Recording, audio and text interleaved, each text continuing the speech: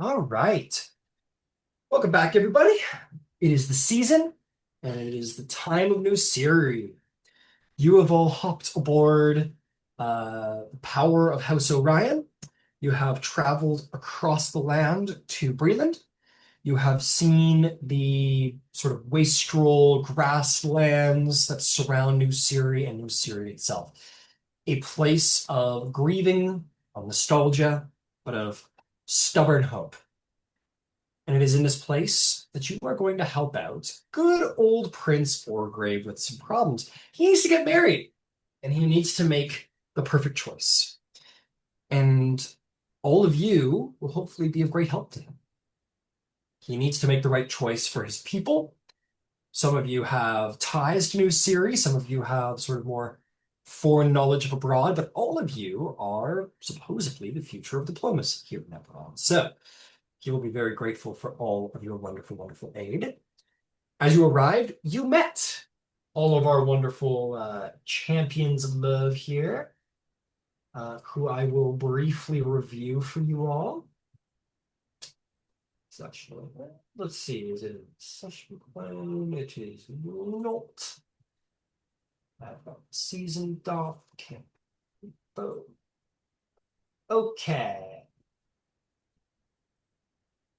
I need this anyway. Whatever. New Siri. Excellent. Okay. The champions of this season, the suitors, are as such. First, we have Hadith Irvina, Princess of Karnath, one who has influence in the courts of Breland and the courts of Karnath, a Wynarn by blood, and one who apparently wants to shake up the board. Rose, a Warforged leader and envoy from the Mournlands, who proposes binding a union between the Cyrans and the Warforged. We have Talalara, an ambassador for the inspired people of the Empire of Redra, which has another name. The Empire has a better name than that. Ooh. They don't call themselves the Empire of Redra. They call themselves. Oh, I don't have it here, so it doesn't really matter. I will get to that time. Yeah. Okay, the next one is Vestige. A changeling who takes on the form of dead loved ones. A little I'll be bit, right back. I'm sorry, I gotta use the bathroom. I'm so yeah, sorry. no, you're good. Um, a little bit of a strange wild card in the throw there, but clearly would have influence over the changeling people, and is a spirit of healing, so to speak. Supposedly. We have Ilina Corla de Canith, an independent engineer of the Canith uh, family, once thought to have perhaps been the heir to the Canith name, but after the mourning, power significantly diminished, but not powerless. Is indeed a Canith, seems to have influence amongst Exorciates, an interesting individual. And then there is Siana of the Capadur tribe of Dargun, a hobgoblin champion who has power and land and influence in Dargun, enough to perhaps wipe the slate clean with the Syrian people and give them land to settle upon. Those are our people. After the meeting, the prince very kindly said to Cross he would love it if you spoke with your allies, and he is relying on all of you to help him through this process. Tonight there is to be a grand event, which we'll have some hours before then, and to take some time and think about what you've heard. Maybe seek out these suitors and see what pick their brains, see what they're up to, if there's any malicious intent, and help him out, basically. To which Cross said, absolutely. You all retreated and began to talk a little bit about each suitor, and we will see in the days to come what is to happen. But before that, we have some other things to do. First and foremost, gonna make life real easy here. You're all gonna get a point. Um, You all came in with under being point of reputation. You all came in. You were all good pals and friends with guests of Orgrave here, and you all, or conducted yourselves well enough. You're starting off strong. So I'm going to say that this is a new Cyre reputation, which is different than Brailish reputation. It's definitely a different society here.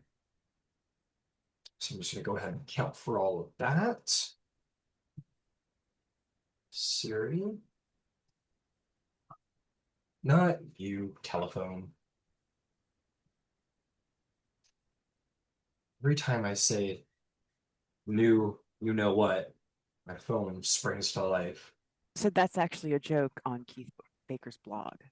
Is it? Yeah, because that happens. That is a very, very common occurrence. They talk about it on Reddit too.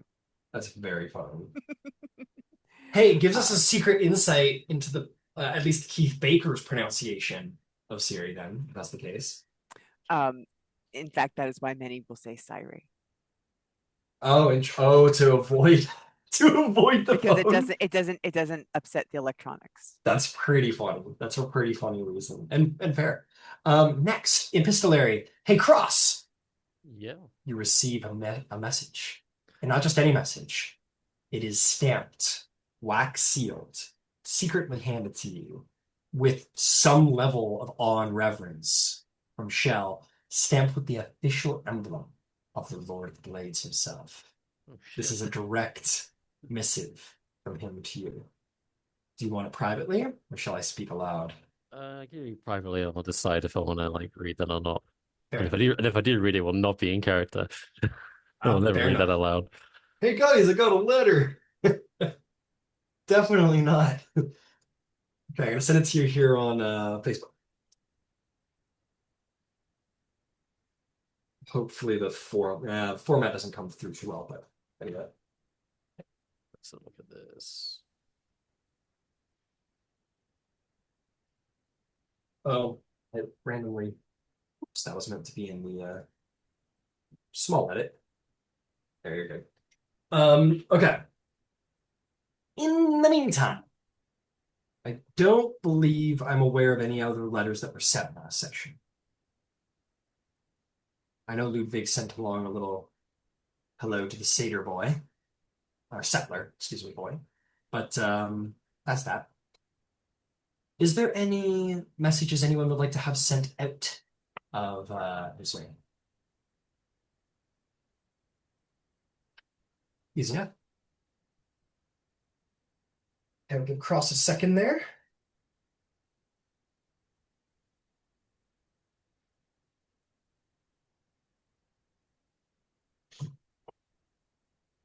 This is as expected. Okay. I'm gonna change. I'm peeking at a word there. I want to change in the reconsidering. Um, it's not spoiling anything. I'm just changing the word centuries to years. That's all. Okay. Second to last paragraph. I see. Do you want to read that aloud for Yes. the fam? All So right. the fam. Okay. From the hand of the sovereign blade in the mists of the morning to evangelical cross, my chosen in the flesh-bound world, cross, my eyes beyond the shroud, my whisper in the halls of kings. Word has reached me of the one they call Rose. She stands not as a servant, but as a rival, an echo of my purpose made fragile by sentiment. Though she commands only a fraction of the host, her influence festers. Left unchecked, even a fragment can blossom into a fracture, and fractures destroy empires. You will see this rose clearly, either a malfunction to be replaced, or a machine to be innovated into a mighty weapon of my design. If her will can be bound to the cause, bend her. If her resolve resists the forge of unity, then see her extinguished. She must not rise upon the false foundation of marriage, nor bind mortals in war-forged impacts that mock our destiny. No bond shall be permitted unless it serves the blades, whether in this season or in years to come. You, Cross, are my surest instrument. Where others falter, you discern. Where others hesitate, you strike. Know that I trust your judgment as I trust the steel of my own body. Your absence in the Mournland weighs upon me like a dulled edge, and I hunger for your return. But until that day, you remain my unseen hand, the flame of the cause carried into the enemy halls. Do not fail me, do not fail us, the Lord of Blades, sovereign of Warforged, he who will see the fleshbound cast down.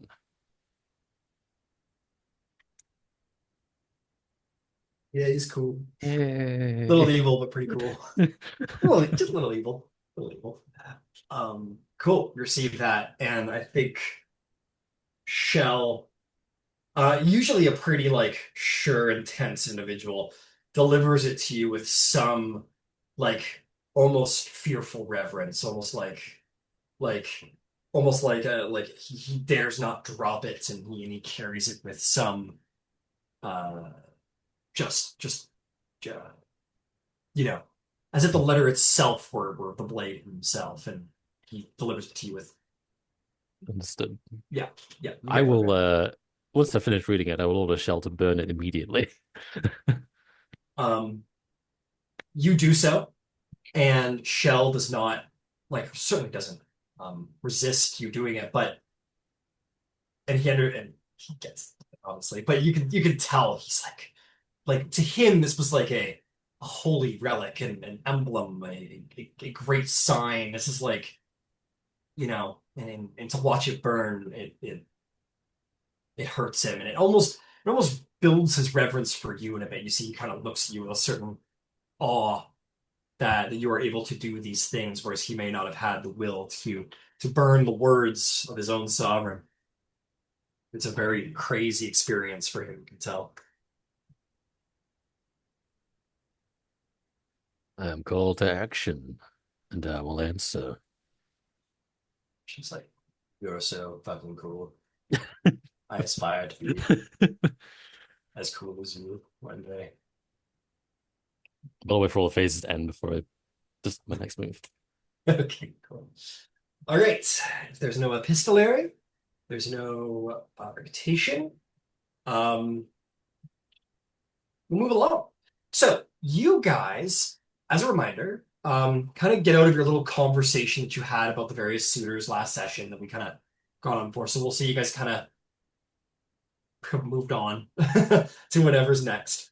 And basically, you have a couple of hours to hang around New Cyre, spend time here in this wonderful establishment of House Galanda, which is known as the Silver Swan Inn.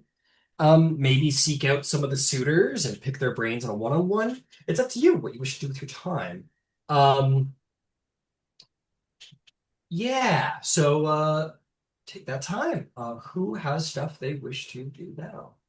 Hey. I was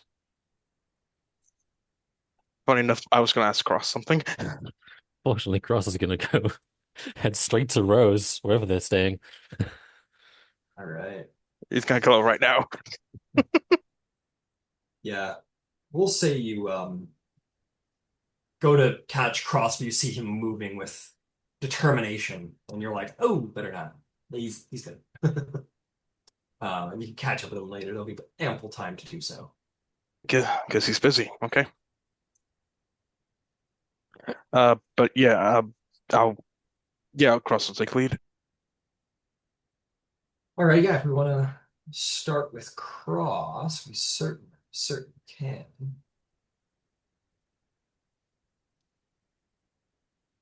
Yeah, you go looking around.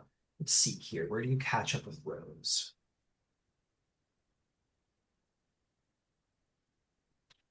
Um,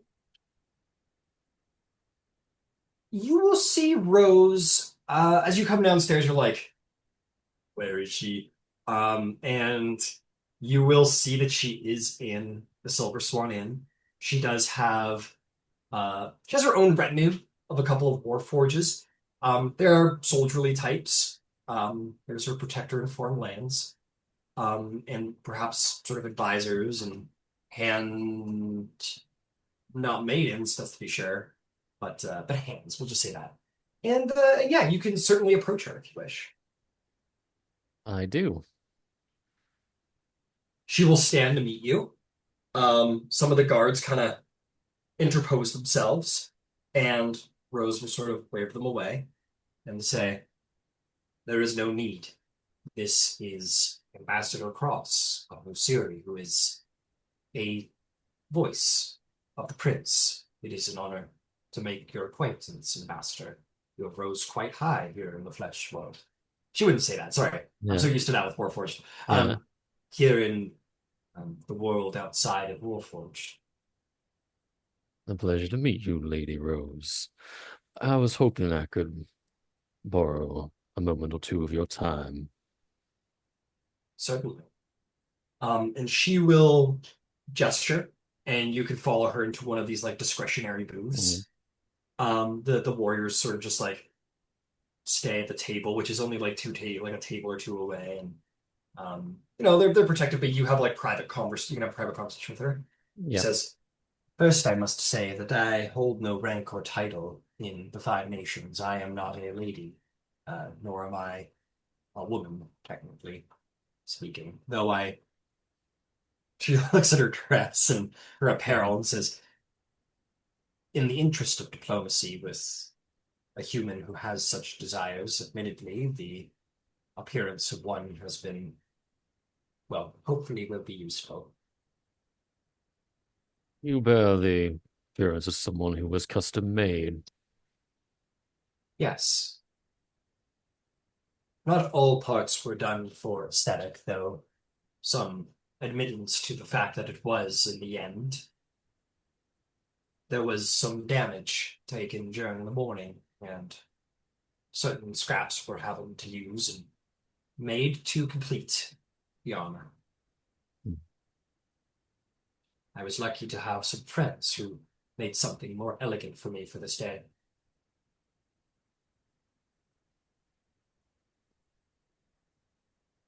As you well know, I am the envoy and ambassador for Prince Orgev, and he has,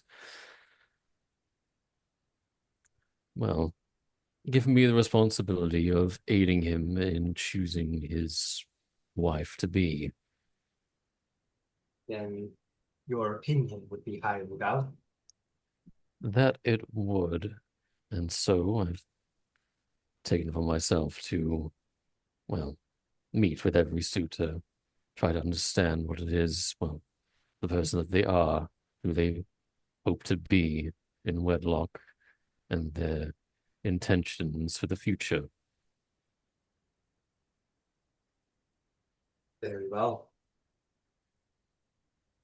May I ask before we get into who I am, if it is not too rude to ask, if I may ask about you?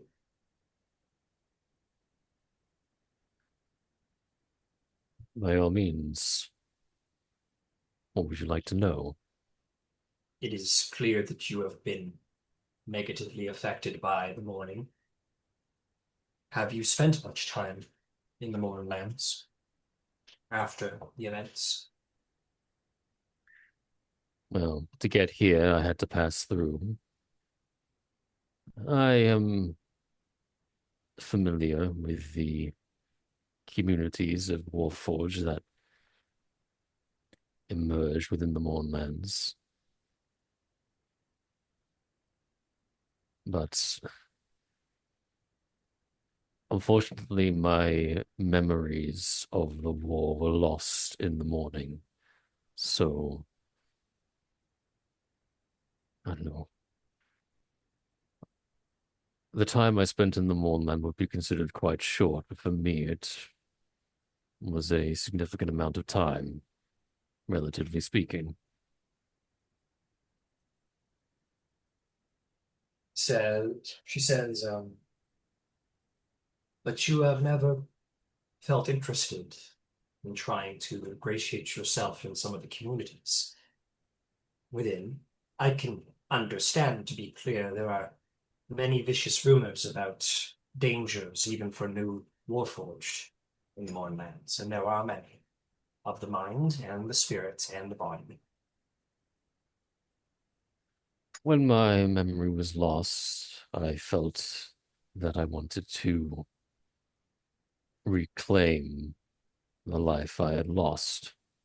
So I went in search of my former master. I gestured to like my lost identifying marker, a task that proved far more difficult than I anticipated. But it was Prince Orgev and the Church of the Sovereign Host that so graciously took me in. I didn't even know if I was truly Cyre and if I served someone else, but in recent times I've learned that I was forged in Cyre. As for many of us, I myself was the aide of one of the Syrian royals. I was actually the aide of Orgrav's sister, Maria Irwino. She was a wonderful girl. When the princess died, it was quite painful for me. She was my closest friend in the world. I would dare to consider her family.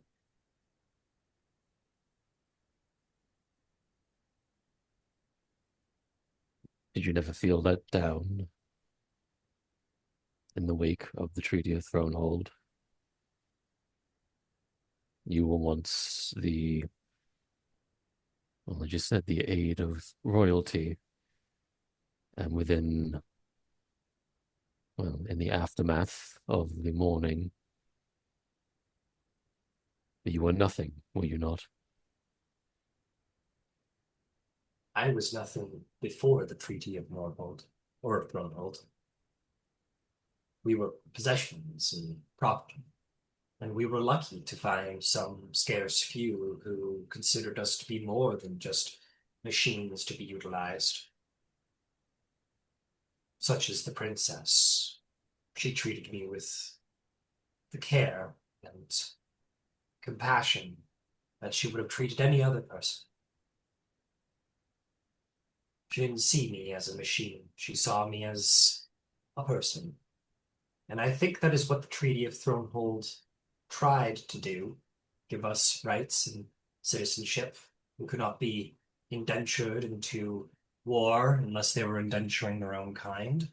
They could not manufacture us anymore for purposes of war. I think the Treaty of Thronehold has many flaws, including the exclusion of the Syrian people from being considered their own nation. I think the I think the five nations and the other sovereign states have made many errors and mistakes over their long years of war, but I do think they are trying to be better. And that is heartening.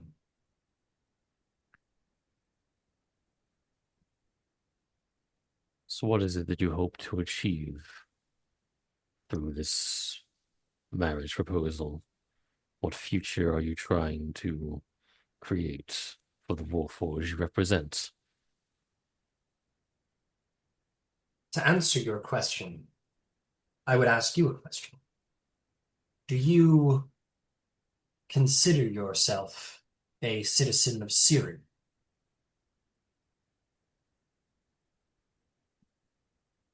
Ross is quiet for a moment. And she will put in there, say, or perhaps do you consider yourself Warforged? Or some measure of the two?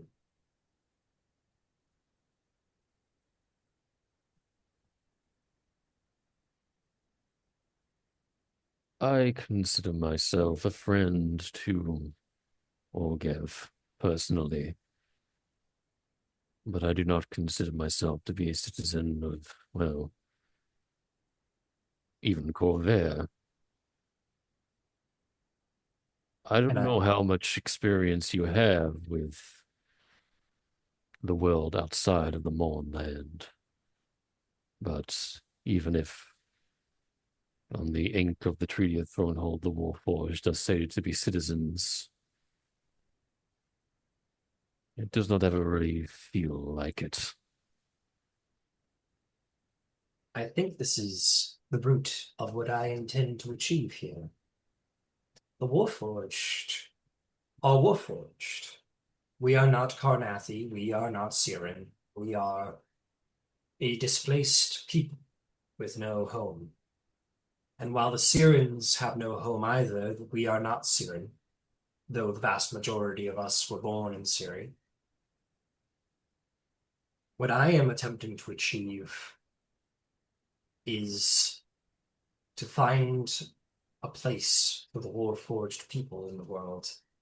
I think there is much the Cyren people and the Warforged had in common. I think there is much we have to gain from one another. The Cyren people lost much of their homes in the Mournland, and we Warforged have the power to extract it on their behalf, rebuild their culture, and in turn, perhaps find our own way of living, our own culture, protect one another, learn to live together. The people of Corvair are scared of Warforged, I think. We were created for war. Our very name means it. I wish to create or begin finding home and common ground between Warforged and all other people of Corvair.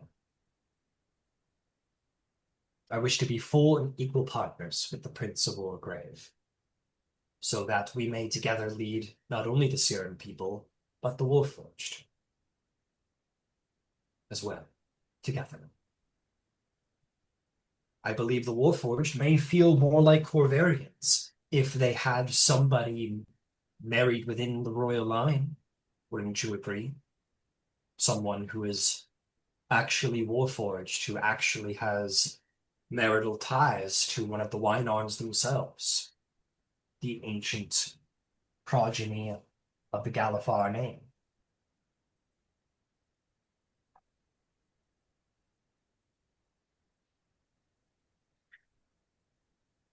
I think I better understand what you hope to achieve. However,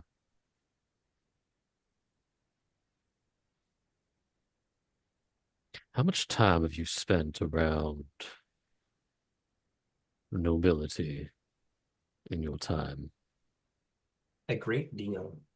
I was built to be an aide to a royal, and as the aide of the Princess of Cyre, I spent a great deal of time around Prince Orgrave's family for many long years until the morning occurred.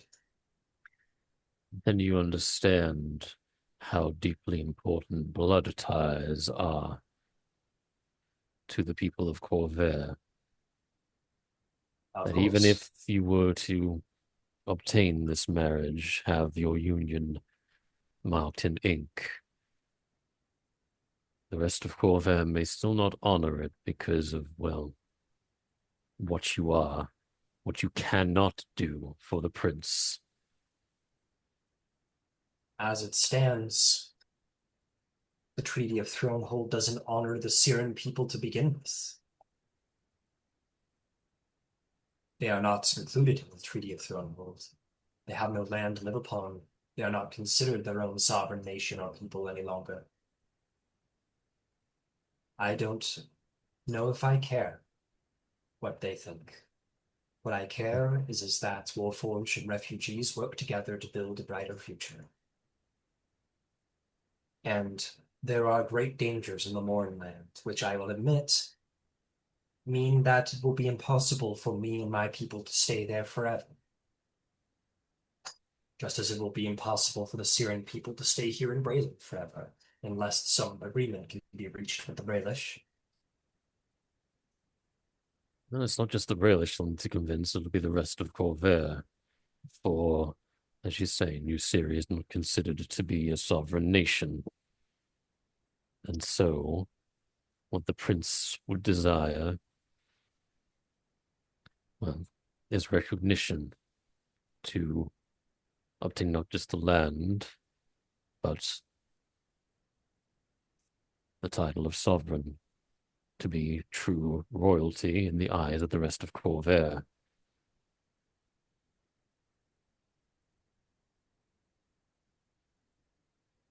If they will not recognize Cyre, perhaps they will recognize something new. The Warforged, my people, are a people, and yours. I guess both of us are your people, Ross. But neither of them are recognized by the treaty. As far as the question of air goes, I am not concerned. If there is a way to create new Cyre, if there is a way to give us land, then there will be a way to create a family one way or another.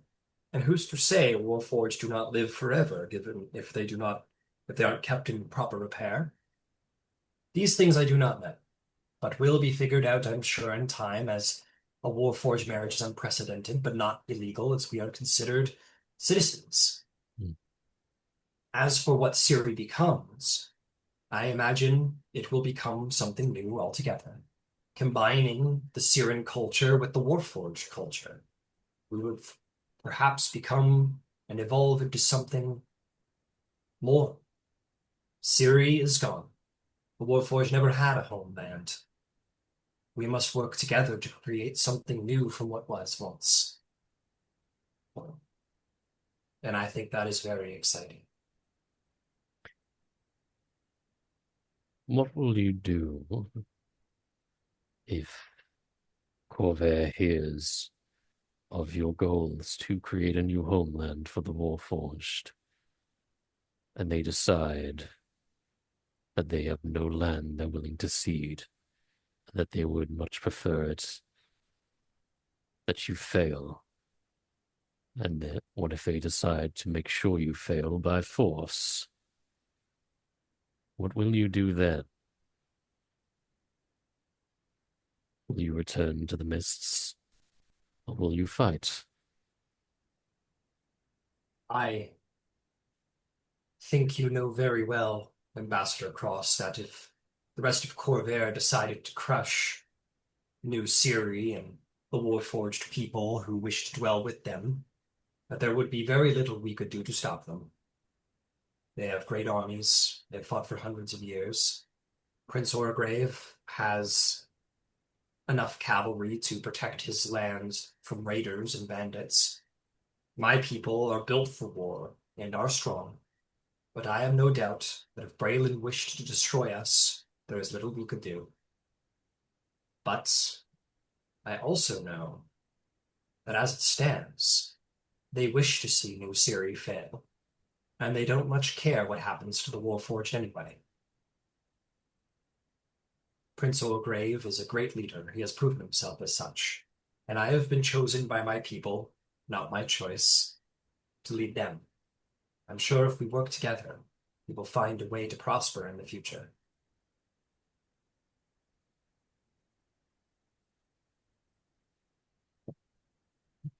Very well.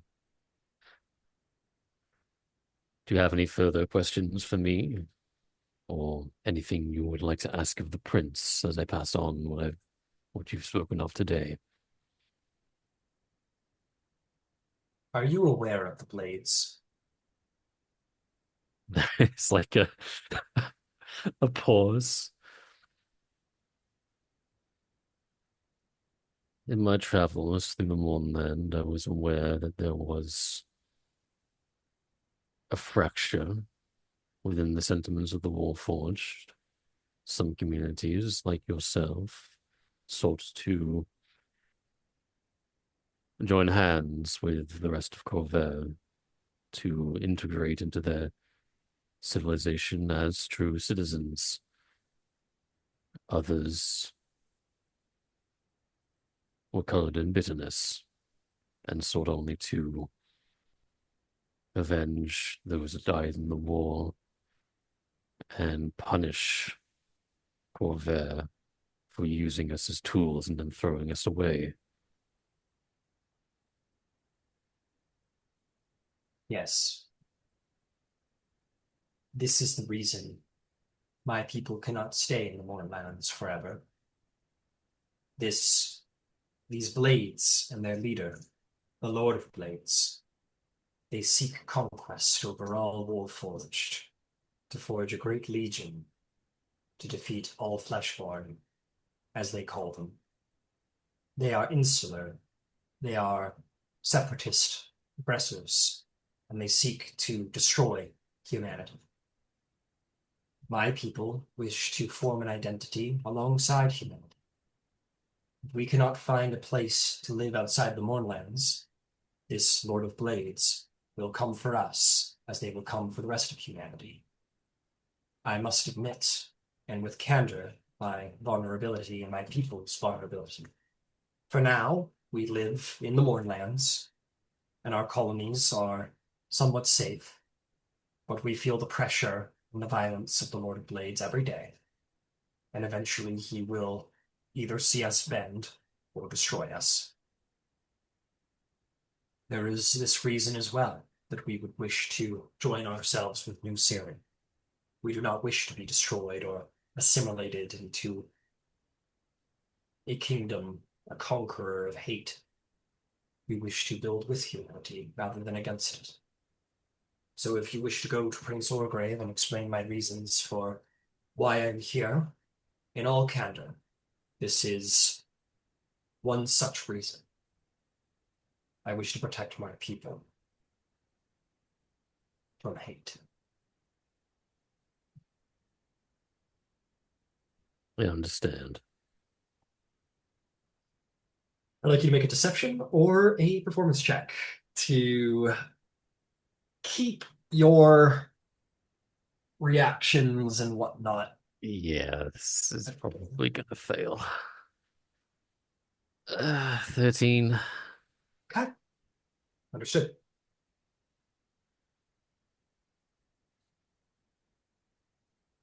If ever you wish to speak again of me or my people in their community or whatever you please, Ambassador, it would be an honor to speak once more.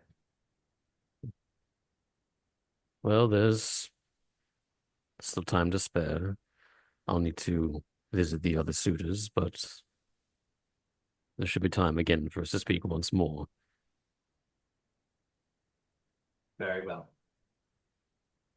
And you guys can leave, and she plays out all the formalities. Mhm. She very much you've spent enough time around nobility and royalty and whatever. You see the etiquette of someone who looks, frankly, a little. Oh no, never mind. Sorry. No, someone who uses the skill of etiquette, curtsying at the right time, the right phrases and words and hellos and goodbyes and use of titles, very practiced. She is as she says. And you think Orbrave would probably know if Rose is a filthy fucking liar. Yeah. Because she was the hand servant of her sister. So, but she seems to carry herself with an eloquence of someone trained, highly trained to utilize it. So you get the sense she understands at least the etiquette of politics. Yeah. That much is very clear. Fantastic. All right, Cross. I'll let you canoodle on think on how you're gonna handle that. How do I kill her? I need to kill her. All right, killer. Okay. Lois, Ludvig, Rowen, as a reminder, Viola Marza is present. I think he would have said to you at some point, Lois says, well, let me know if you need anything, but I do have some business to attend to given our civis situation. I'm going to be around New Cyre, but I've got some messages to send out. But I'll be around if you need me, okay? Okay. Okay. We And he gives you a little kiss on the cheek. You'll meander. Yes, Ron. was that just the two of them together, or was that in a group? That would have been just the two of them together. Okay, thank you. Yeah. I was going to ask him something, but never mind. Yeah, well, you can find him. New Cyre is not a big place. It's a kind of big place, but not too big. I'll say at some point you see Violan sort of like give you a little wave and is like heading off to go do stuff. He has maybe like I don't want to say a briefcase, but he definitely looks like prepared to go work, whatever that means. Yeah, I'll just stop him real quick and say, We can barely hear you. Yeah, you're real quiet. I'll stop him real quick. Yep. Just say, hey, do you have like 30 seconds? He bows deeply to you and he says, I have all the time in the world for you, Baron Leora. Oh goodness, that was You know, you don't have to bow like that when it's just us. It's cool. Anyway, thank you, by the way. Thank you so much. I'm still getting used to the whole thing. Um, After the tournament that Ludwig is hosting, Okay. we should probably host like a banquet or something to celebrate the winner and such. Oh, okay. We should probably have entertainment. You know anyone? Uh, I maybe know exactly one gnome, but I can put feelers out around here to see what the entertainment situation's like. Well, I'm going to let you take care of it, whatever you think is best. Um, I just want to know that we can say that we've got that, or at least like if you don't want to do it, that's cool. You can pass it off. But Okay. I had heard a rumor that we were I thought the tourney was a specifically excuse me for saying so, a Viceroy Ludwig's event, or is yeah, Leora absolutely. back in the Yeah, no, race? no, no. Ludwig is going to do the tournament, right? Okay. So after the tournament, don't people usually celebrate? Oh, as part of the, yeah, absolutely. Is it considered actually part of the tournament? I mean, I we don't have a ton of tourneys in Zolargo, but I guess I would assume so. All right, so that's what I don't know. If it's considered part of the tournament, then I'll talk to Ludwig. If it's not considered part of the tournament, we don't have to make a big deal out of, oh, hey, we're hosting, but like we should like Well, if I may, it's people got the crap just, kicked out of them. They yeah. should have a big meal and drink, you know. Oh, That's all I'm saying. I imagine it's just a matter of the reasoning for it, right? If you're I mean, if you're doing it in I guess it just matters how you're framing it. Is this like an I'll talk to attachment to the event? I'll You talk know? to Ludwig. I'll talk to Ludwig. Don't worry Okay. about it. Yep. Just let me know if you need me to connect you with some entertainers. I'm sure I can find some. All right. Okay. He'll bow to you again, say Baron Leora, and he will leave.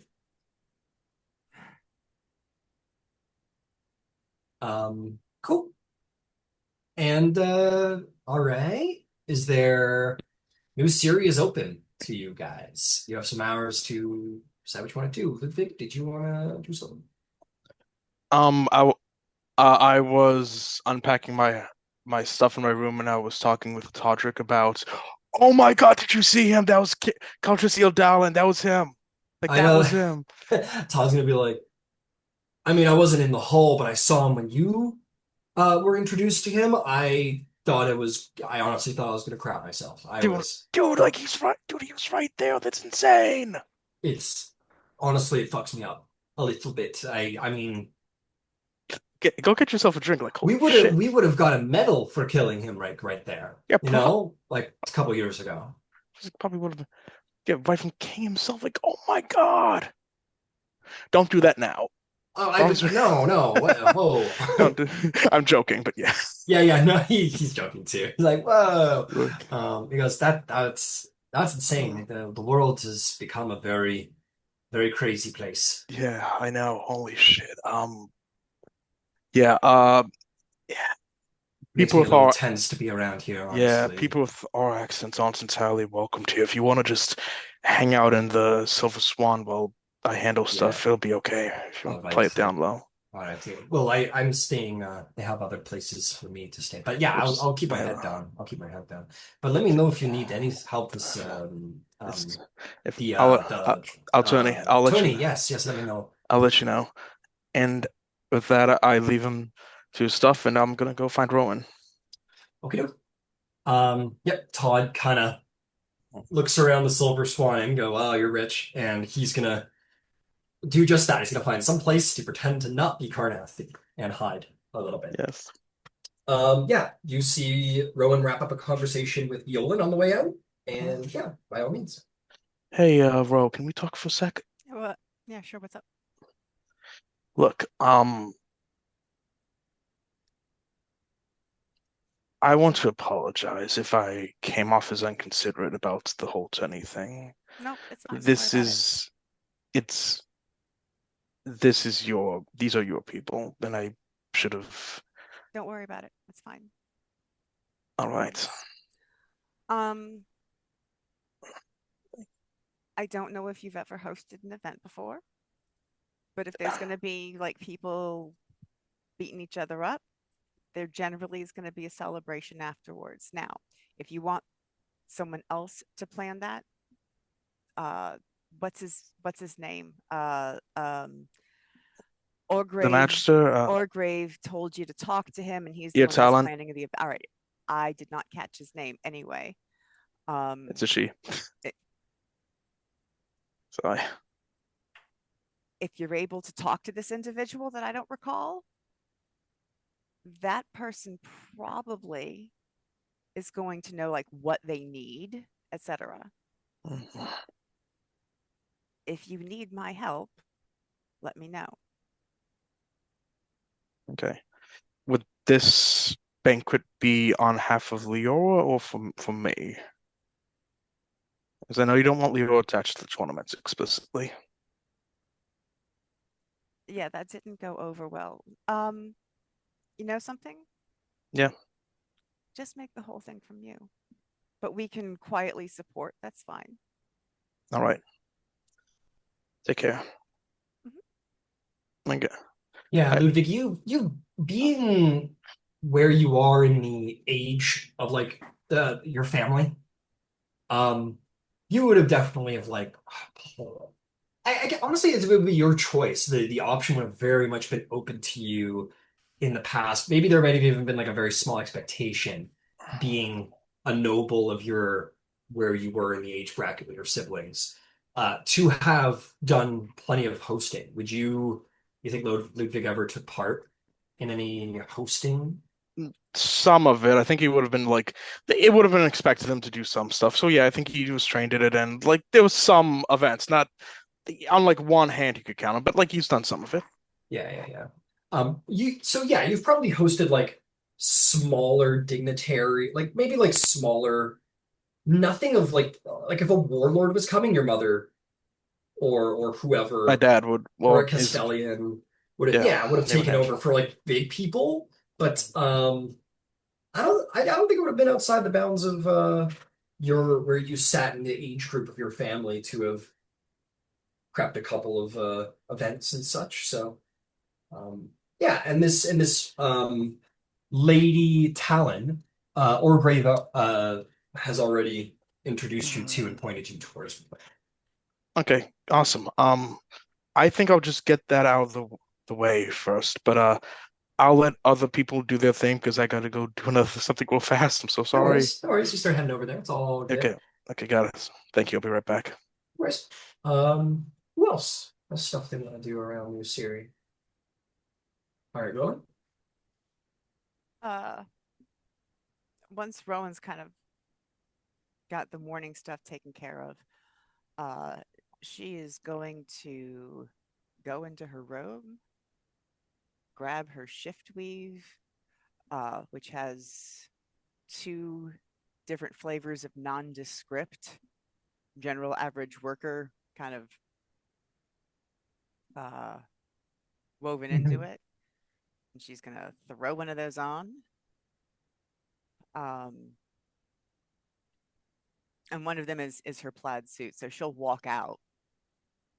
Uh, Um, as you're putting this on, there's a uh, knock on your door. what state of undress am I in right now? Whatever you would like to be.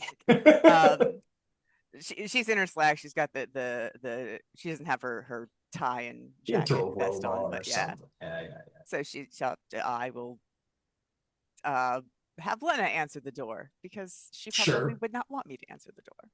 Fair enough. Yeah, she opens the door and there's some like, oh, hello, is this a package for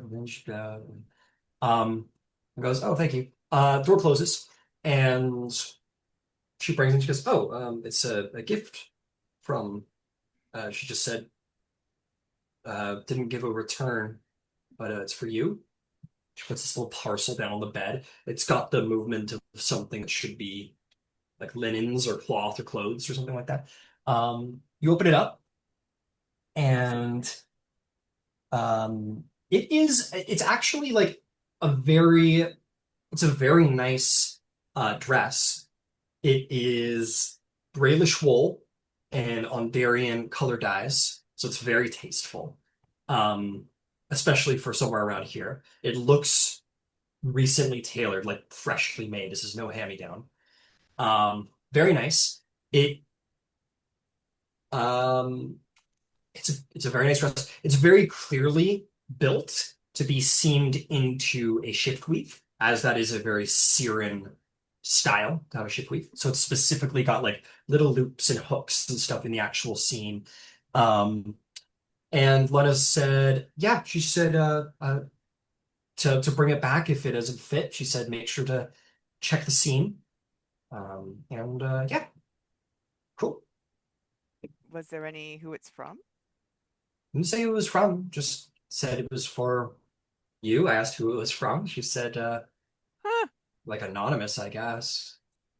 Oh, bust my infusion and pull out the evening gown and put this in instead. Give me an Because that investigation evening check. gown's not going to help. Yeah, give me an investigation check. You can have advantage because you're a weaver.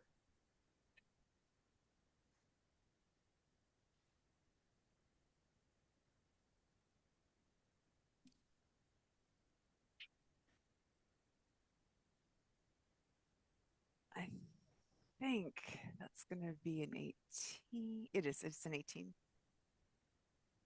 18. You, my friend, are trying it on, you're checking it. It fits well. Um, and you do just that. You check the seam, and the method of sewing is very odd. It's not like a proper stitch. It kind of like laces strangely, and you realize that it is like as you look into it, you're like, this is a very irregular stitch, and it would require a very fine hand to do so. And you realize that it's actually like a message. The seams actually create words down the side. It's in the same, like the stitch is the same color as the fabric, so it would be impossible to see unless you were like directly looking for it and had it right up to your face. But you look at it, and it's in the dwarvish alphabet and in the goblin language. And it has a very simple, short message attached to it. And it's gonna send it to you on Zoom.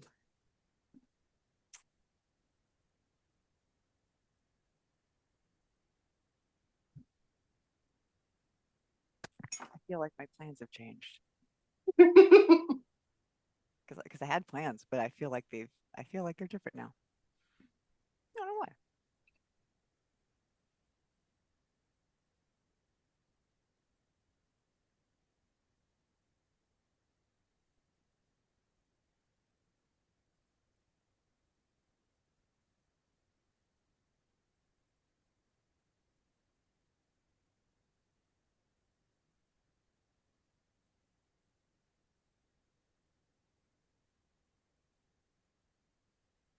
Sorry, I'm just doing a little refining here. 2 seconds.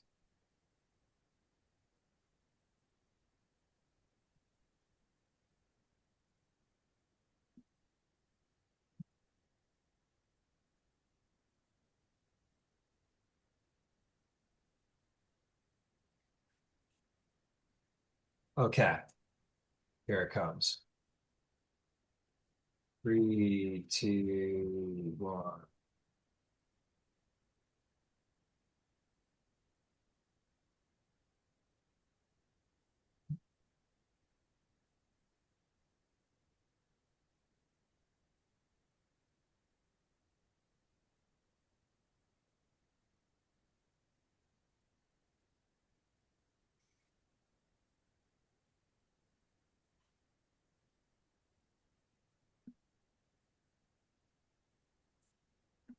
You Okay. muted. Oh no, you're not. You're not. You're good. So that's what I that's what I'm doing today. Okay. As you see this, like not that you were trying to hide it, but I don't think Lena would notice you like reading a coded message. Just you're like checking the seam of a dress, which is a very normal thing that you do. So if it matters, you don't think Lena has any idea if that matters to you. And yeah, you can go about your business. Right, so I am going to what's Mr. Shadow using right now? It's not Gwen. Gwen was he's an elvish male of some, but I don't remember the name. He's like a half elven, like he looks like a half elven aristocrat. Yeah, like he's having a great time, which I love, but I need him to be me. And he's yeah, okay. He goes, oh, I'm you today. Very well, I could be you if this is what you wish. I was really like trying on my Syrian accent for this time. I appreciate it, but yeah, I want to look around the market and I just want to go see people and I don't want people to know it's me. And the easiest way to make sure of that is if I give them something else to look for. So if you will hang out with Lena today, don't sign anything. Don't get me in trouble. Oh, do not worry, I will not sign anything. Sir Valor Orion will have to wait until some other time to be brought out. I appreciate it, my dear. You'll quickly transform into you, and it is never not weird. Goes, okay, I'll go put a dress. No.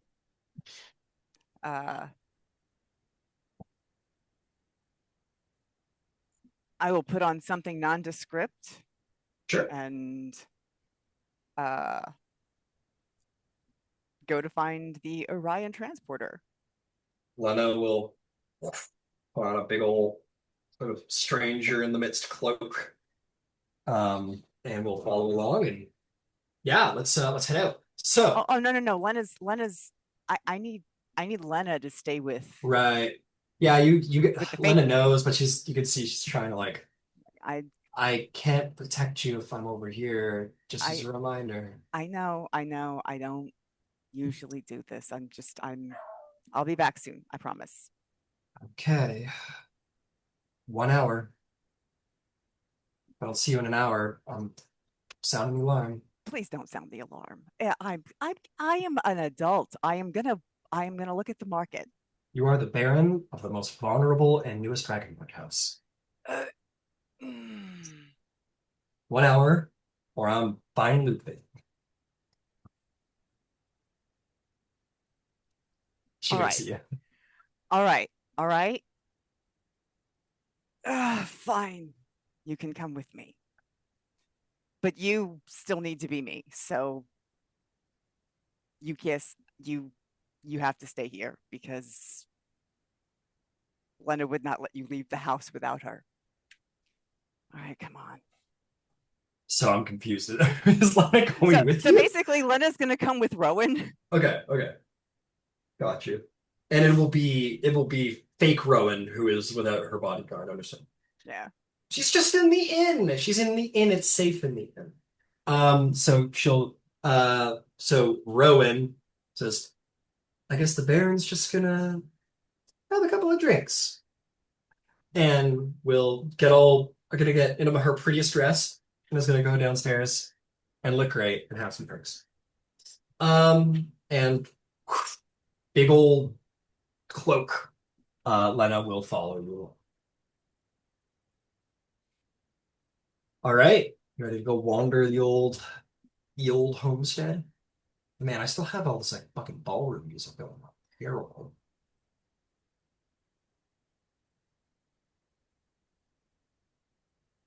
Yeah, once I'm sure nobody's clocked me, I'll make my way to the Orion teleporter station. Okay. Um, You're gonna see some stuff on the way as you make your way through. The moment you step out of the Silver Swan Inn, you are in the marketplace. The square is a wide cobbled expanse bordered by low timber stalls and colorful awnings patched from whatever cloth can be spared. The scent of stews, roasted nuts, fresh baked flatbread mingle with the tang of metal from a blacksmith's forge nearby. Street musicians play lively siren marches beside jugglers and knife throwers. There's very much like a street performer aesthetic, which was has always been very Syrian. Goods range from refugee-made pottery and embroidery to scavenged trinkets from the Mormont. Origins whispered about rather than admitted. And in the center, a cracked marble fountain has been turned into a flower bed. The blooms carefully tended to by local children, surprisingly enough, as the little children garden away. But you make your way through there, past all of the bakeries and stalls and textiles and apothecaries. Tell you what, your foot probably kind of screeches to a halt in the middle of the road as you make your way past the apothecary, stop, turn around, take a second take. It says, Thorn Apothecary. Thorn's Apothecary. You knew a guy who was quite the mixologist, but at the heart of it was an alchemist. Went by the name of Brayton Thorn.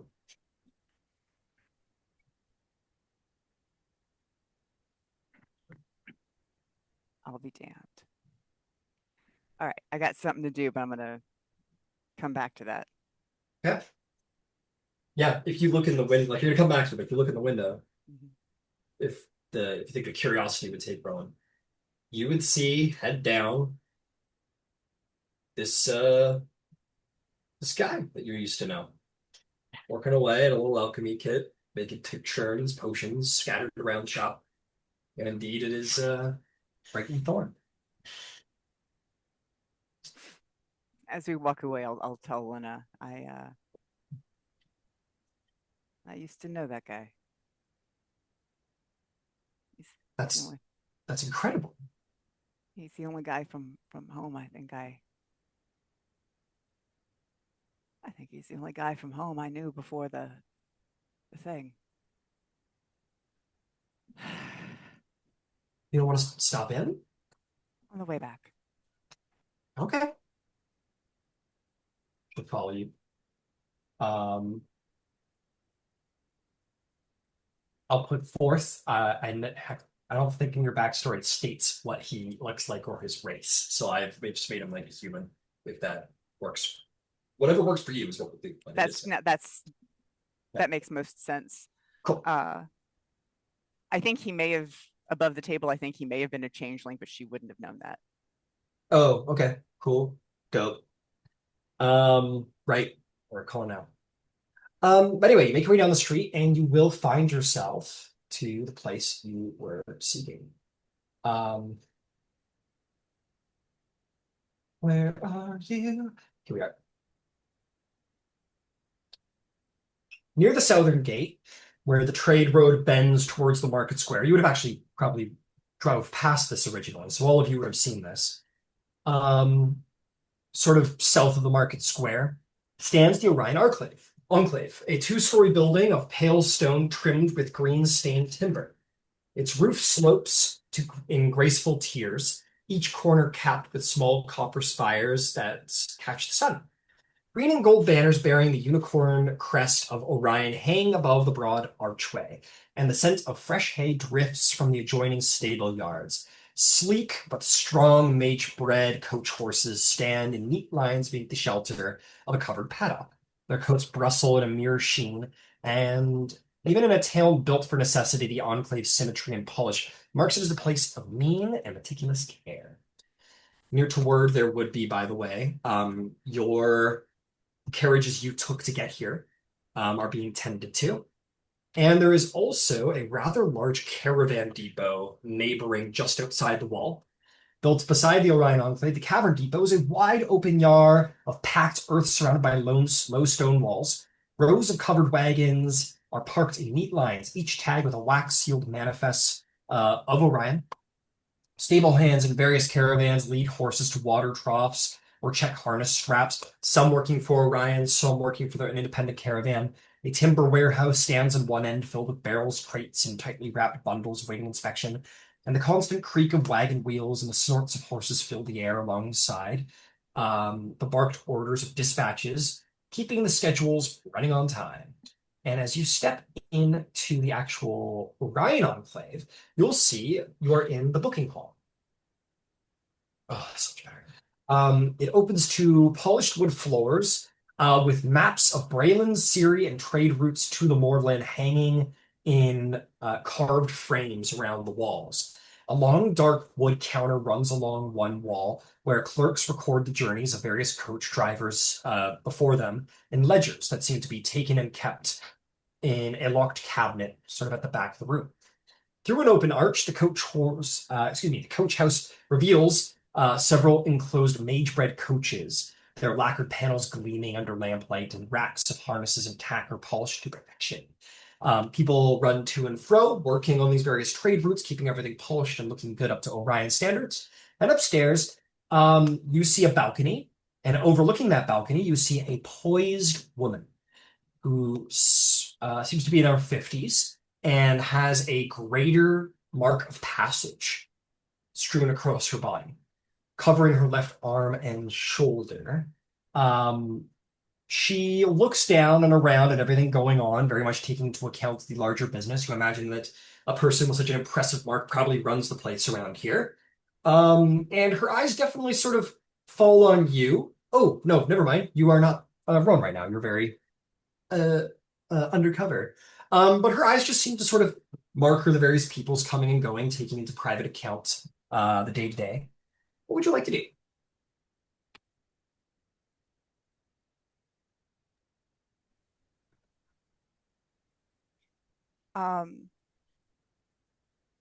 Above the table, Rowen does know where she's going to or what she's arranging.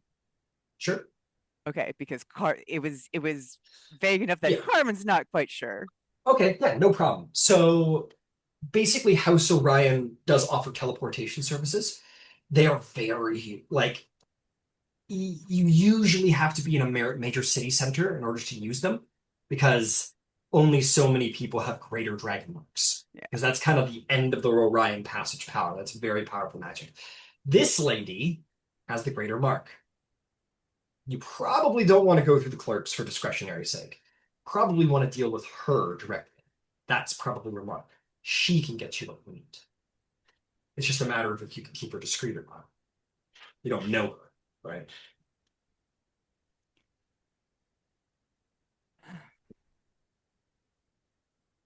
That is correct. I do not know her. Above the table, what is Orion's reputation for discretion? Like Civis has a reputation for being incredibly discreet. Does Orion have the same reputation? Give me a history check. What am I rolling? A history check, we'll say.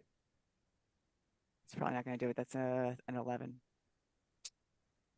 They have no like Kandaric and Civis are very particular about their reputation for discretion.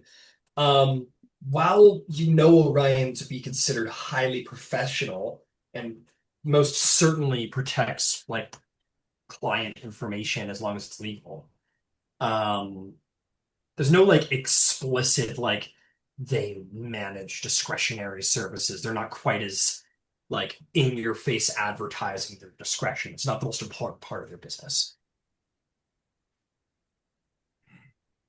All There's right. certainly nothing that says that they're not. And to be clear, I'm asking her to send me to Rukondral. You're asking her to bring him here, right? Ah. Isn't that's what the message said? That's what I wanted to make sure of. All right. Okay. Oh no, sorry. I for some reason clipped that out. I shouldn't have. Uh,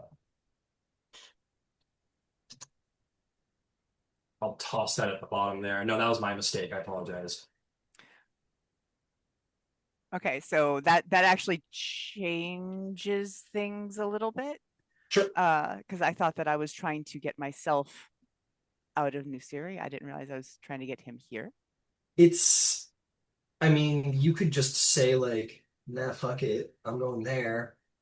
And he Got can to be deal able with to get it. back. Getting back might be Would be more difficult. more Um, difficult. Orion may have in the last couple of years set up an enclave in Dargoon. If there was anywhere in Dargoon that you could find a greater mark, it would be in Rukonbral. All right, so then the only difference that the only change that I would make is I think I would drop my disguise self and walk in as Rowan if I knew what I was doing was trying to arrange to get him over here. Okay, yeah. But I will say his message would have implied him coming to you, for Okay, sure. good. The only thing that changes is that I would have gone ahead and baroned myself up by the time I got here. Ah, okay, okay. No problem. So you step in, her eyes then, the greater mark lady, her eyes definitely fall on you as you are uh, a person, more than most people. And yeah, she'll make her way down to greet you. Um, and will sort of, she'll bow and she will say, "We heard that there would be a Baron coming through. It's a pleasure to meet you, Baron of House Leora. I am I am Lady Talvara de Orion. I am the master of the new Cyre Enclave. It's a pleasure to meet you." Lady O'Brien, it is lovely to meet you. Do you have a moment that we could talk? Of course, please, right this way.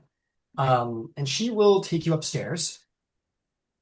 Um, you expect this is probably where she lives. She takes you into this sort of sweet house on the second floor. Um, that is complete with a balcony overlooking the road, a vantage overlooking new arrivals and departures. But the interior is comfortable, not gauchely so, but comfortable and private. Um, and yeah, she welcomes you in. She has a desk. She invites you to sort of sit in one of the chairs. She takes a seat at her desk. She says, "I wish I had my better accommodations, but this is New Syria after all. I So, am fine, and I appreciate your time. Uh, you may be aware that we are working with the 12 right now and ironing out all of the different pieces for the guilds. Uh, and if everything works out, House Leora would be focusing a lot of our efforts on diplomacy. undoubtedly. When we were originally speaking with the 12, House Orion spoke to us about wanting wanting to have like a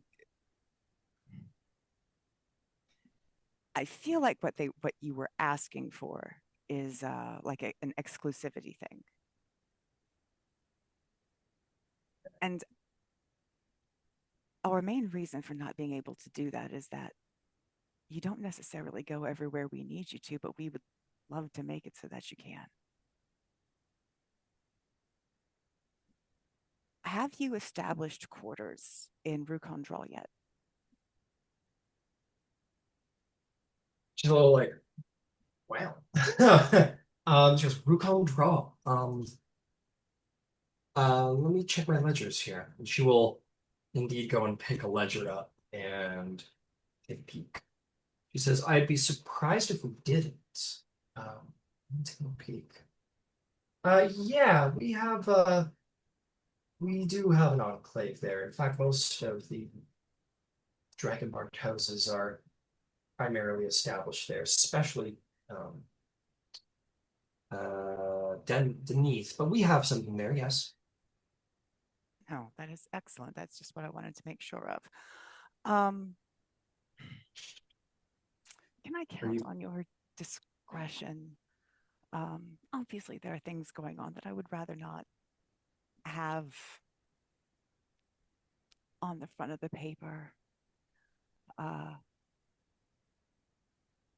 Well, this is New Syrian, and well, you're new here, Baron. So allow me to just say that there are many eyes in many places in this town.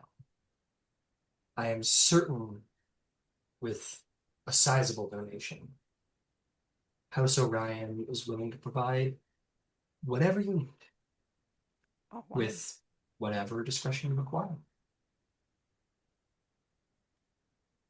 I absolutely think that we can provide a compensation that is meaningful. Then allow me to simply say this. If you've come to me directly, I have. you want some of our more advanced services? I do. Okay.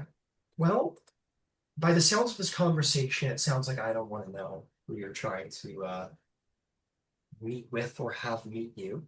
You'd probably be happier if you didn't. So allow me to simply say that teleportation of the nature that I am able to curry is quite expensive. Okay. It would be 2,500 gold pieces for the service alone, Okay. and perhaps we double it for complete discretion. That is very good to know. Now, I did not bring that with me, but now that I know what I need to get, I will come back with it. Perhaps this friend of yours is able to be of some help in that regard. I apologize for the expense. No. We are it is Absolutely not. I would not hear of it. The morning was hard. The morning was hard for all of us. It's important that Yes. Orion rebuilds, and it's important that individuals rebuild. So I am happy to make your price. Again, I just didn't bring 5,000 gold That with is me. usually the sentiment when people come asking about such services.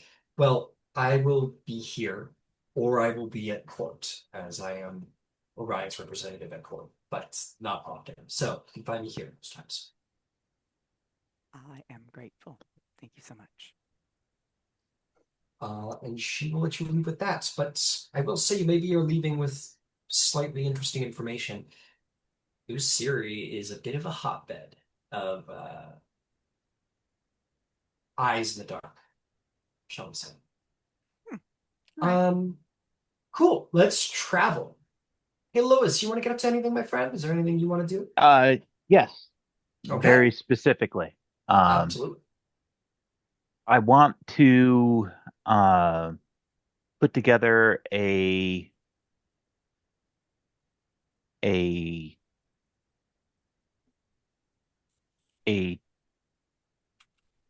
document to establish a non-for-profit Okay. based on Relish law. That non-for-profit is to service the Syrian refugees. Okay. Why don't you make me, let's call it an investigation check to sit down and create one of these documents. 16. 16. You sit down. This is the first time putting together something like this. It's good. It gets the point across. Yeah, it will serve as a legal document, absolutely. And if there's a Kandaric or a civis in this town, they could probably put the stamp on it and call it an authentic document. Fantastic. Cool. Did you want to go do that? Absolutely. All right. You looking for civis or Kandaric? Either will I'll serve. I'll get somebody from House Kandaric. Fair enough. Okay, you go looking around. It is not too hard. You are very quickly, in fact, actually pointed in the direction of one Lord Merrick de Kandaric of the Warding Guild, who is apparently around here pretty popular as for just these things, sort of like putting a stamp on a legal document, being a legal witness to events. This is kind of he's very happy to deal in these kinds of things around here, so very well known for that. You find him at the outer courtyard at New Cyre. You come to this stocky dwarf in fine navy blue coat with gold embroidery across it. He has a very fine ring, and a nice beard, and he looks like this. He turns around and says, "Well, hello there." He sort of puts his pen in his inkwell and he takes his glasses off and says, "Pleasure to meet you, Lord Merrick de Kandarik. Happy to help you with any documentation, if that is what you're here for." It is indeed. Excellent. So, what can we do for you? And I will turn the document over. I need to get this notarized, and I need to establish some initial funds for this endeavor. And I'm hoping that you may be able to put me in contact with a procurement specialist somewhere in Breland, but close. Okay. Let's see here. He looks it over. He goes, I can get this figured out for you. Shouldn't be too much of a problem. Yes, tell you what, leave this document with me for the evening. I will have it notarized and prepared for you in the morning, and I will reach out to what contacts Kondar possesses for were you hoping for a loan? Was that the idea? Uh, no, I have got some funds available.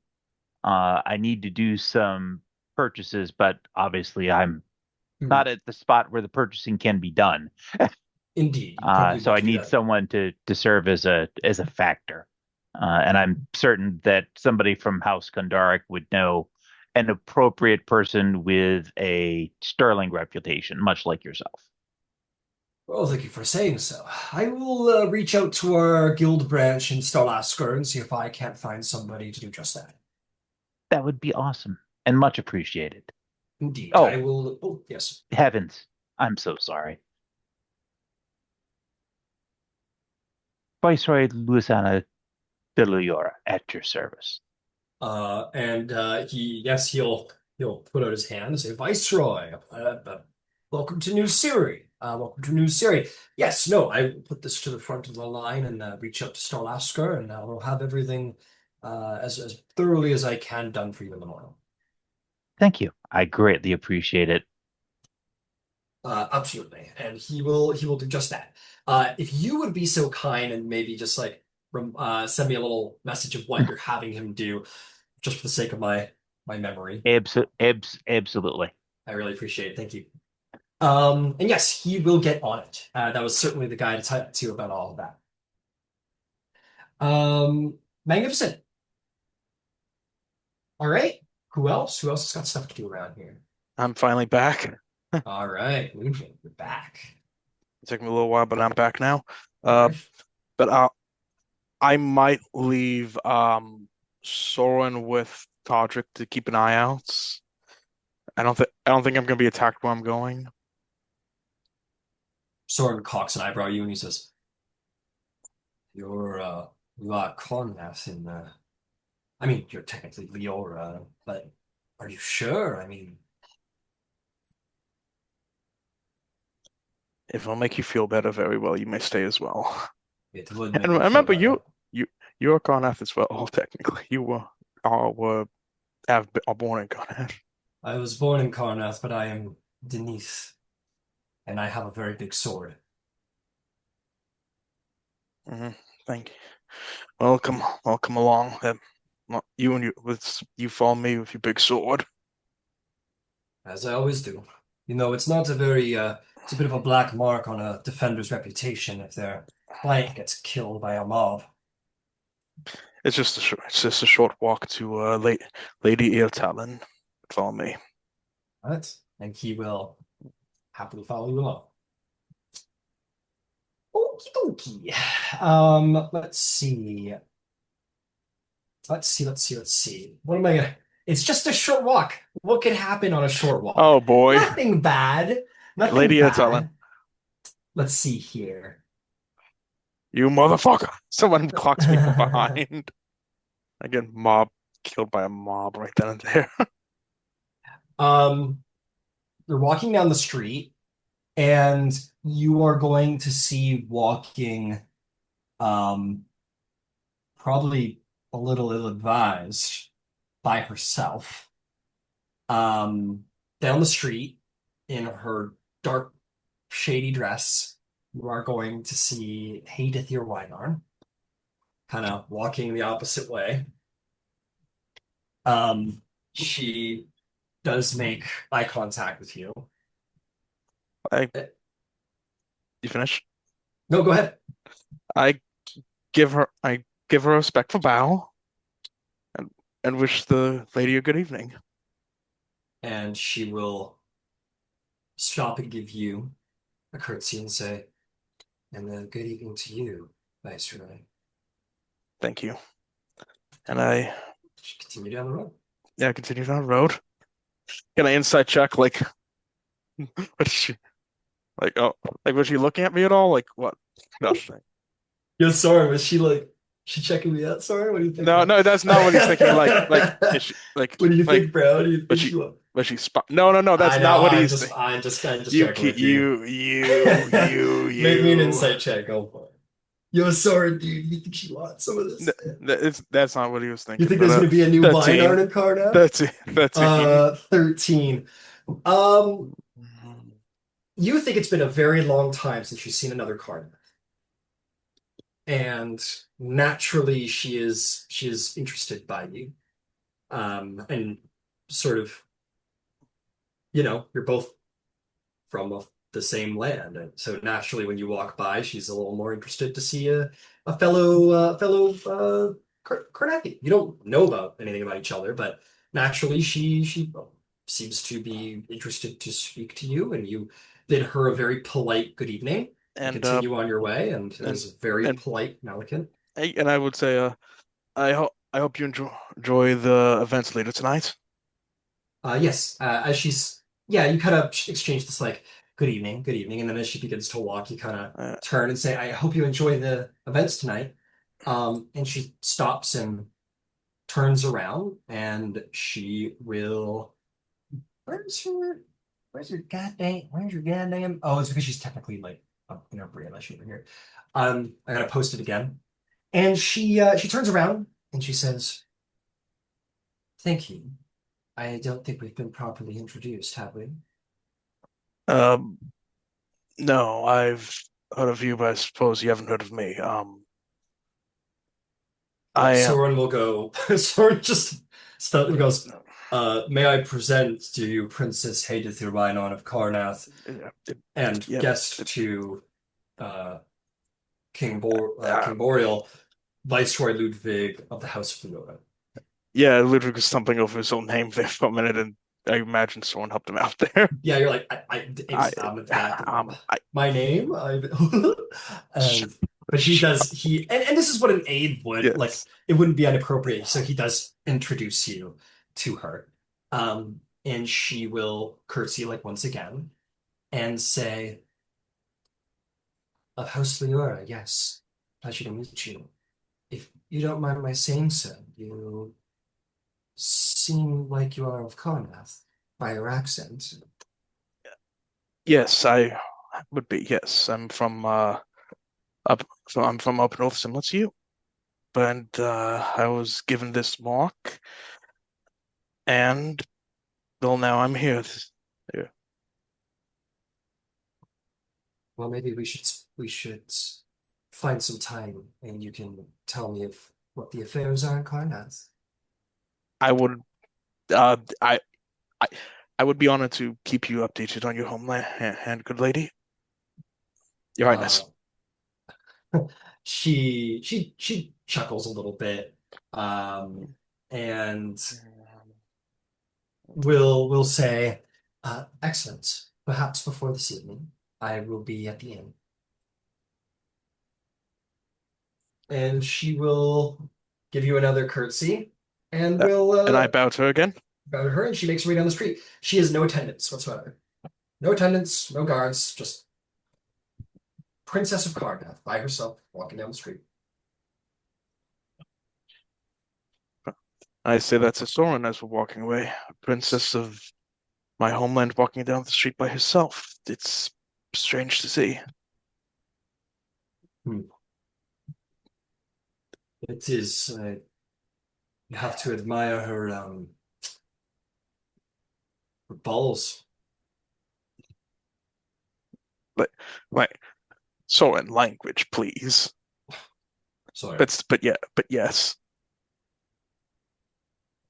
Well, Yeah. you know, I could keep an eye on her. You could loan me out to her if you really insist upon walking around these streets and risking the mob. If if it would make her feel uncomfortable, perhaps, but how did she even get over here? If she's a guest of Bornell, I can't imagine she'd be able to get away unless it was with his permission. Well, maybe you should ask her, because apparently you have a lunch with her or something. Oh my lord, I have a lunch with. Well, Cross wants to learn more about the suitors. This is an opportunity for it. Well, seems like we have a next stop after a meeting with the court. I suppose so. Let's go see Lady Danra. All right. You make your way over to the court. You make your way in, and you are indeed going to see the administrator of the new Syrian court. You meet with the lovely Corvarian Lady Danya Irtalan. Corvarian, of course, meaning half-elven. She turns to you and says, Ludwig, excuse me, Viceroy Leora. A pleasure to see you again. Are you hoping to organize this tourney you were thinking of throwing? Yeah. Oh yes, if I could steal you for minutes, I thought I could help lay this out before I could bother you now before I bother you during the event tonight. I must appreciate it. Yes, let us begin. I have aides who can be of assistance, and I have, well, as you can see, there is no shortage of people here who are ready to help work. Putting a tourney together is not a terribly difficult expense, but it does take a little bit of time. We could do things a little bit, get things rolling right at this very moment and try and have it ready to go for tomorrow, or we can wait for the fourth day of the events. Whichever you prefer. I think the fourth day would be more prudent. Yes, it will give us extra time to set up all of the stands and get all of the fighters ready and whatnot. Build a little fanfare around it. I think a wise idea, Viceroy. Yes, spread word. Give a chance for word to spread, certainly. Indeed. I will have a message sent out. We have a very favorable green just outside of the city walls. I would recommend this be the place for the tourney, if it's agreeable to you. It's more agreeable to. Well, it's more agreeable to me. Just I'm very thankful you were able to find it. Oh, well, we have. If there's one thing we are not in short supply of, it is endless planes that are looking for a use. So, As I hear you're in plenty of supply of horsemen as well. indeed, yes, new series primary form of defense is in cavalrymen. There will be plenty who'd be interested in a joust if you were hoping to host that as part of it. The joust the house can definitely be part of it with the amount of horses we have here. I was thinking, yes, the joust certainly, but I was also thinking perhaps say 16 competitors, a bracket-esque tournament, perhaps. But I was also thinking perhaps a melee type of tournaments as well. Of course, we could do it as a because not everyone can joust. Jousting is very difficult and requires an expert. So Yeah, perhaps exactly. we have the joust as the great event between, yes, like you say, and then we can have an open melee for infantry warriors or whoever else wishes to show their mettle. Absolutely. A melee tournament, perhaps one-on-one if a day can do it. I imagine perhaps an open open melee is definitely an option, but it would be tough to keep a track of.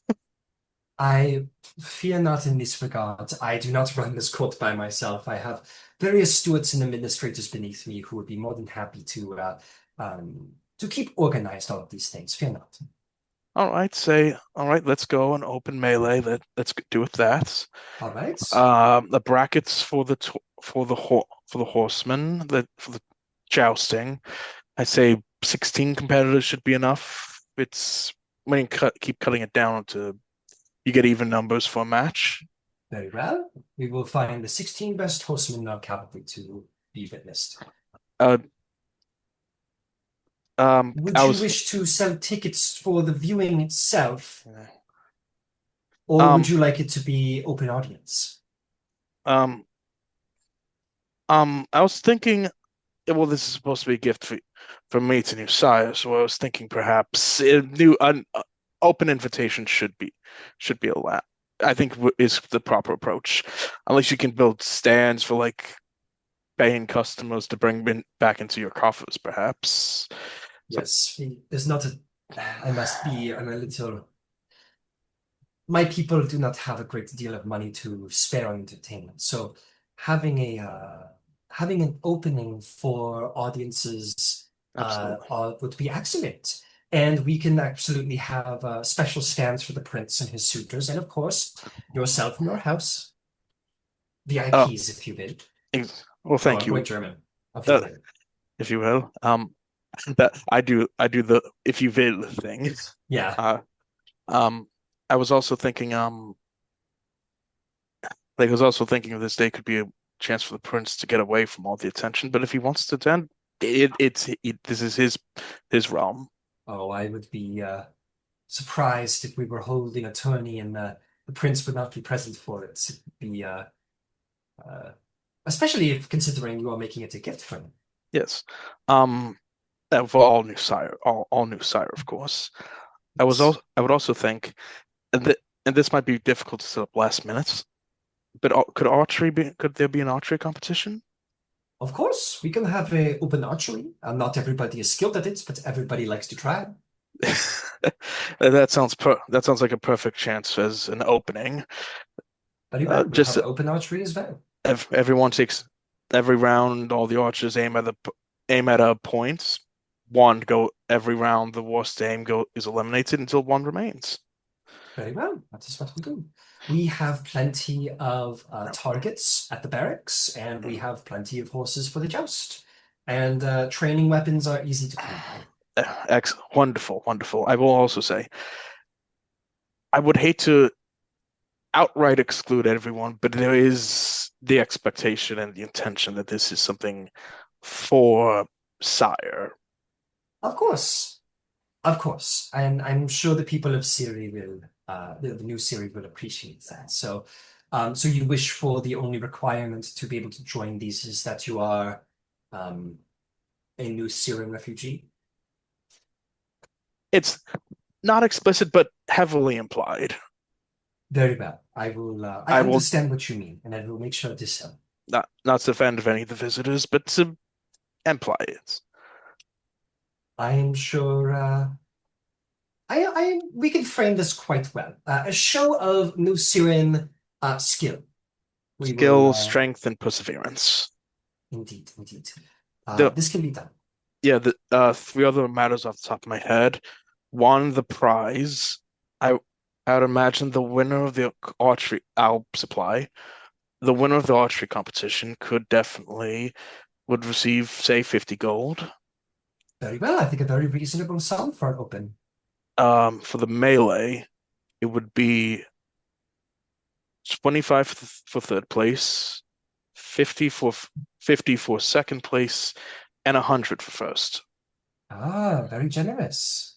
And the exact same goes for the jousting.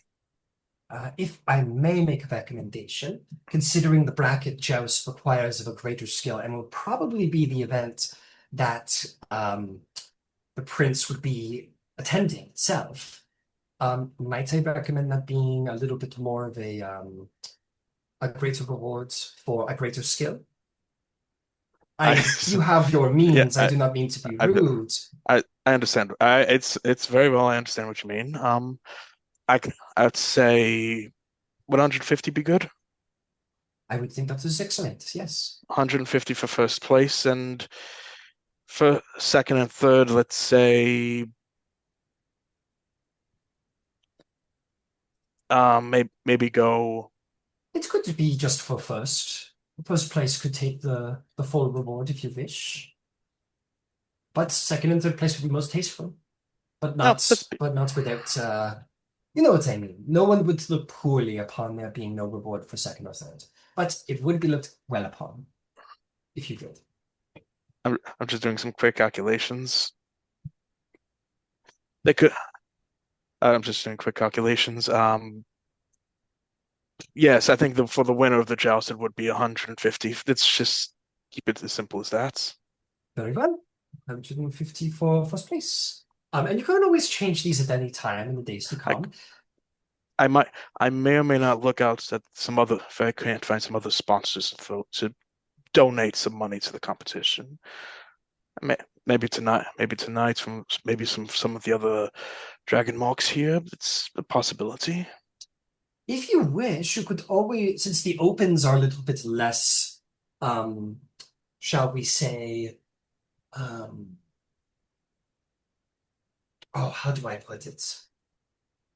Since the open challenges are a little bit less less competitive, the grand event will be the joust, of course, as Yes. always. Yeah, A greater skill, a greater caliber of warrior. You could always take your second and third place prize and place it in the bracket instead for jousting.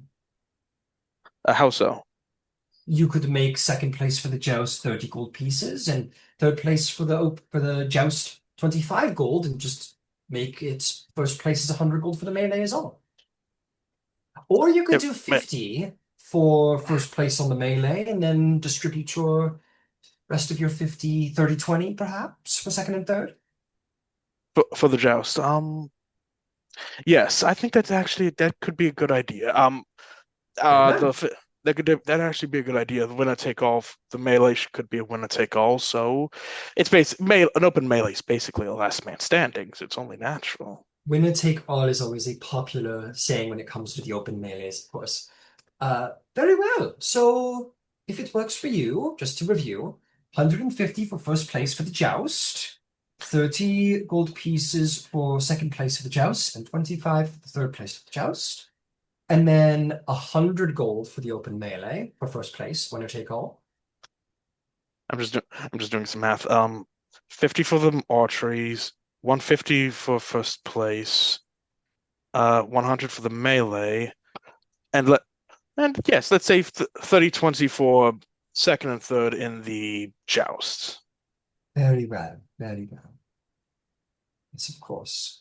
All right, excellent. And If you wish to take the funds and find our representative of House Kondaric out in the outer courtyard, and you wish to leave the funds with him, he is a most trusted banker, and he can hold the gold in a vault for the winners to come. excellent, excellent. I I'll spread the word around later tonight, but there are two last things I wish to discuss. Of course. As with every great event, and showcase of talents, there would need to be a host. I see. I do not believe, given the recent history between Corneth and Cyre, that I would be the best voice for such an occasion. I understand. If you are looking for a host, I can make some suggestions. I had to suggest an idea of my own, but I'd love to hear yours. Oh, May I give mine first? of course, please, of course. I think, well, given his stature during the last war, I think the fact that I just saw him, Keltris Idodalin, could be a decent sign. If he's up for that type of thing, he's a symbol of strength for Cyre, certainly. He most certainly is. I will speak to him of the matter. He is, well, he's a wizard, so that he does have some flair to him. I will bring up the matter with him. I completely understand if he declines. We will see. But if you ever need a backup, it might cost some coin, but we do have a representative from House Orien present. She is very graceful and an excellent orator. If There is a bard employed at the Silver Swan Inn that you could speak to, and I think those two would be my best recommendations. exact very well. If the good Lord Darlin says declines, I'll go to them and see what they can do. Very well. And the final matter is that if it's possible that I'm sorry for springing you the last thing, but I would like to hold a small banquet if I could, a banquet if I could for the winners. Of course, you can most certainly hold a banquet. It's just a banquet is no small expense, however. Feels like Perhaps you uh, might go to House Galanda and speak to them, or perhaps you might take a loan with Kandaric and um, employ Galanda for these services. could be possible. So you're the pl Ryan, what's the name of the headquarters they have here, where the events are going to be held tonight and the following nights? Oh, it depends on the event, but the one this evening will be happening at. It will be happening at a place called Memorial Row. I see. Um, I was I was thinking I think the main location we were in with Orgrev was the Great Hall, the main hall of the city, of the town. Yeah, you would be at the court right now. It's just called like the city hall Like, or town hall, town hall, I'll yes, Cornhouse an option, or but race court, town hall. I'll absolutely consider everything you said, but I'll get back to you later tonight. Um, thank you again, Lady Ildan Denrea. Of course. Talon, I'm sorry. That is quite all right. Now, yes. Now I will say you will need to employ a number of people to put together all of the simple things, putting together the rings, the fighting rings, you'll need to pay for certain judges and so on and so forth. I can employ these people fairly easily for you. I could certainly find the contacts, but as far as pricing goes, 2 silver for most people. We could probably employ, say, 20 people. We'll get everything done in time. So it'd be 2 silver each for one, two, for 2 days. 2 times 20 equals 22. It would be 8 gold to hire all of these individuals, and another 8 gold to hire professionals as referees and administrators to keep everything going. So 16 gold, and then that is not including the banquets. So 16 gold will ensure that the event is complete along with the reward money that you've promised. Absolutely. There's definitely the matter. There's I would Jurassica would be a good idea to have on hand. Of course, of course. How about we say this? She'll like kind of think to herself. She'll say, there's also horse rentals, horse feed, um, trade weapons. I shall tell you what, if you can put forth 150 gold pieces, that will ensure all employees, all construction, all on-site healers and administrators and referees of all kinds. It will ensure your event is complete for an additional 150 gold on top of the reward money. All right then. And he'll just lay down 150 gold in front of her.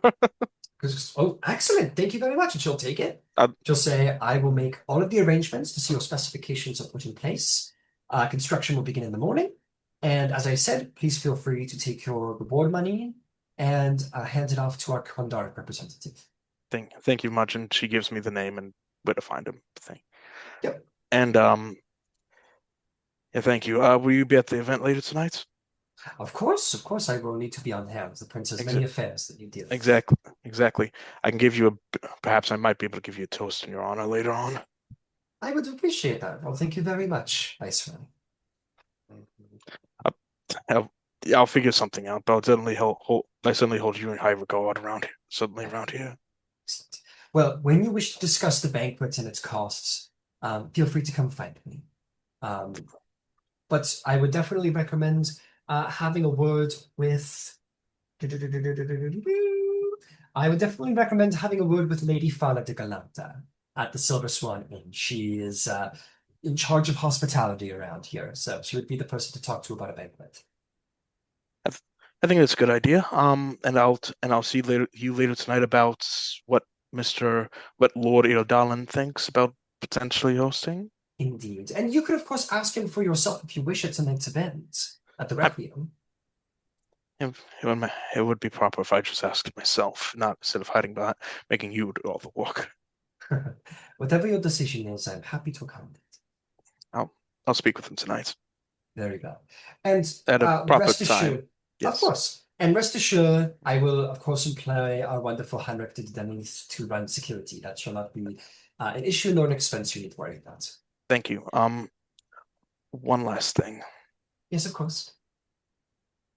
As I've said, you know where I am from. I know my sound of my voice isn't exactly welcome, and around here isn't a welcome sound. Is there anywhere in New Cyre where I should stay away from? She thinks for herself. She goes, well, you have a defender with you. You yourself seem well prepared for battle. It is a bit of an awkward question. Um, I apologize for asking. oh, no apologies required. Thank It you. is, I am awkward for my own people, not for you and yours. Um, it has been made very clear that the House of Leora are the personal guests of Prince Oakgrave. To attack you would be to attack the prince. I would like to say that you should not have any fear traveling around New Syria with that information spread far and wide. But Yes, I also, in I reality, will. I would just try not to make a grand show of yourself if you go into the refugee camp or someone. You I should be fine in the town proper. keep a low profile out in the future camp. I understand. Thank you. Just as a precautionary. I don't Thank. I like to think you wouldn't be harassed, but I Well, can't make I no understand. I promises. completely understand. Thank you again. It. I do hope that the centerpiece of this journey could be Cyre itself and its people, people, and less the man who's throwing the gold around. Let's focus on them. This is a very selfless gift, Vice Thank you. Rowan. Thank you again, my good lady. And she will bow and she'll go about her business. And you'll have certainly gained a point with her. She is very very impressed with your selflessness in this event and your goodwill.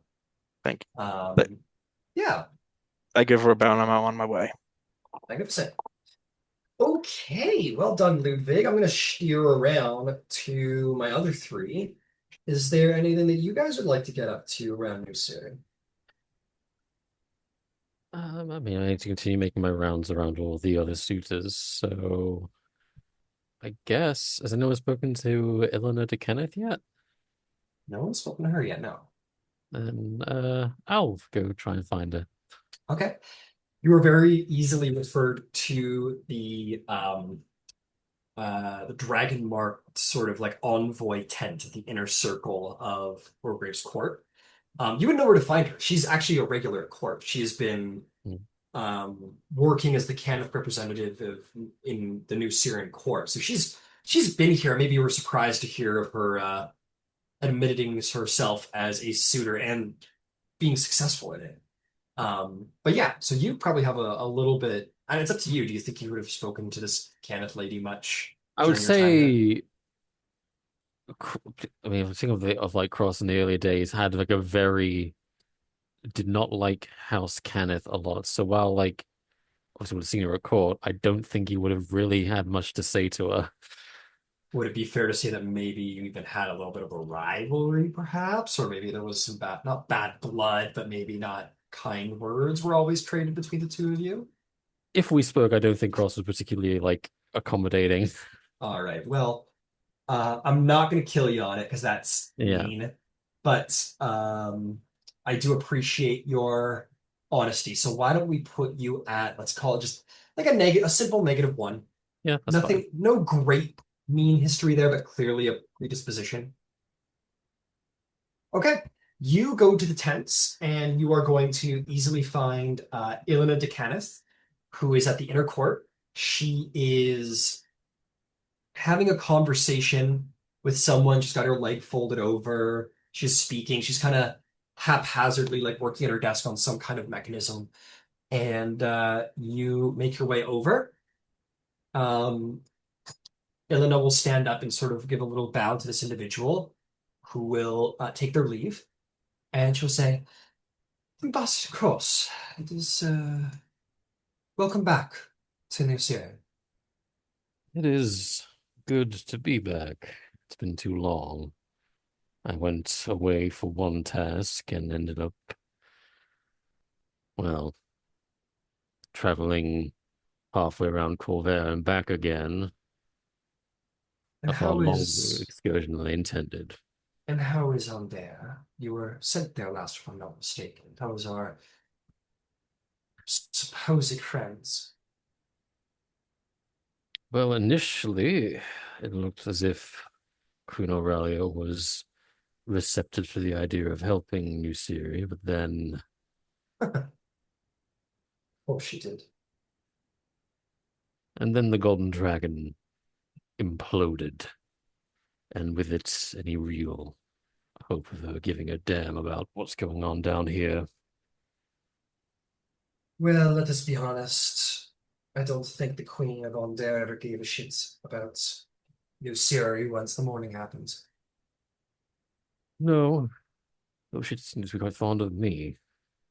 Hmm. Think of that what you will. It is a Although, puzzle. when everyone, well, as soon as like just a mark on my face, as soon as this appeared, suddenly everyone was very, very interested in what I had to say. Hmm. A bit of an amusement, it seems. How unfortunate that they would. I hope they took you seriously, at least. Anyway, peace, and she'll offer you a seat, and it's like she has like a little space in the Enclave tent that is shared with a number of other Dragon Martels. It kind of stops herself because, other now that I'm thinking of it, maybe we should go to your steadies, or at least take a walk.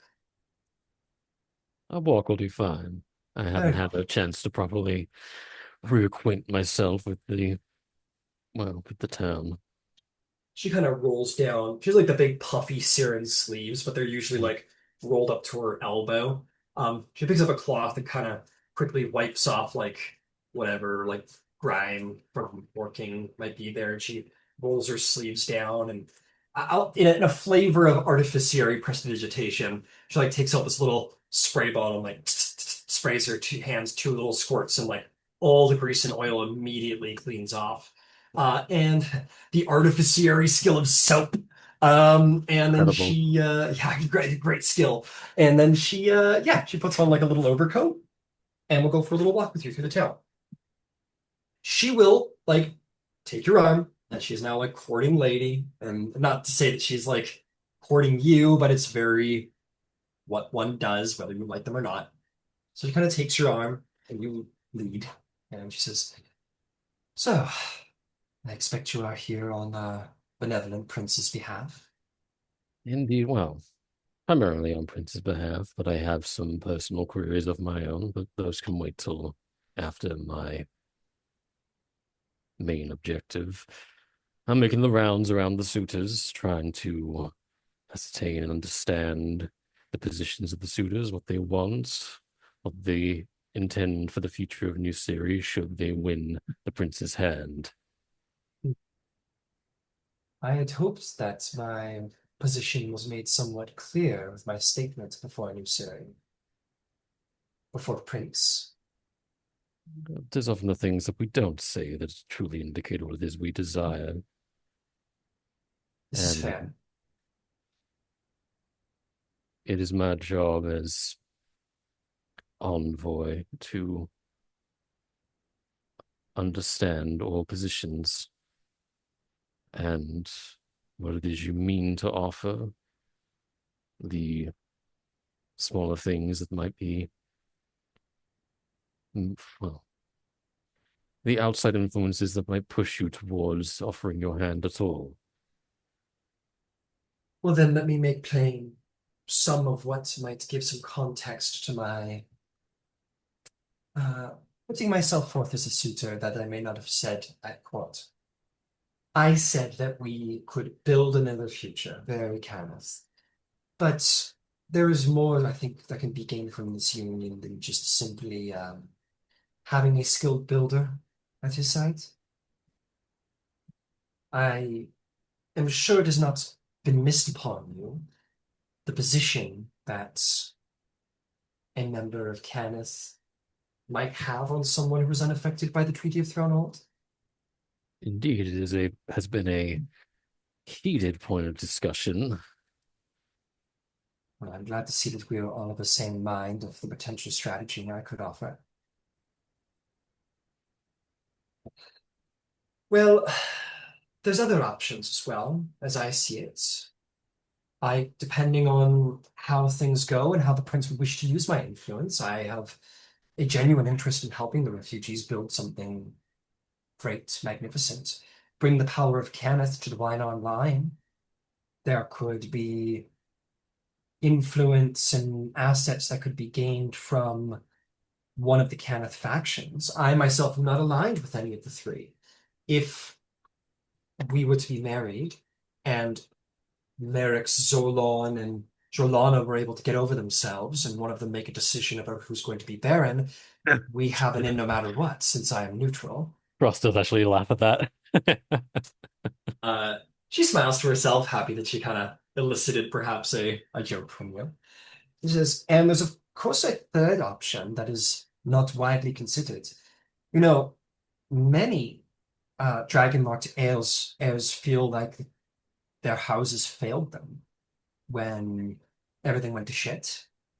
There are many Exorciate dragon-marked members amongst the Sirens who never rejoined their houses or their lines were devastated. And I have very, not to pat myself on the back, but I have very good influence with the Exorciates. This could be a power that the prince could utilize. The power of many dragon marks not bound to any of the actual official houses who have either been cast out or abandoned by the other houses. We could build something new, something that welcomes all marks.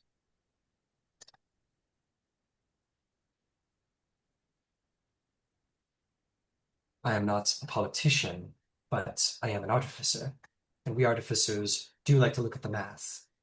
And you'll excuse me for saying so, I think a lot of the equations come together well when it comes to me and Orgrave. They do.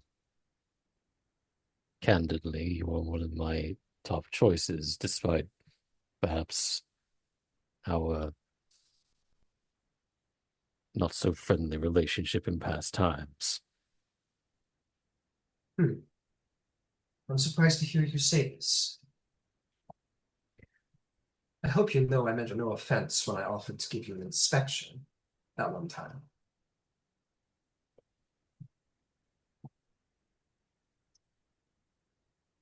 Karnath left me unique wounds in the wake of the morning. I have since actually received a inspection by House Kenneth, no less. You have grown in your charms. Well, I have a Kenneth in my own house. I have had to, as you say, grow. What is your opinion of her? I'm frankly surprised that you would return to Kenneth, especially in undead. Rowen has been elected our Baroness. She is fierce, someone worthy of respect. She does not tolerate nonsense.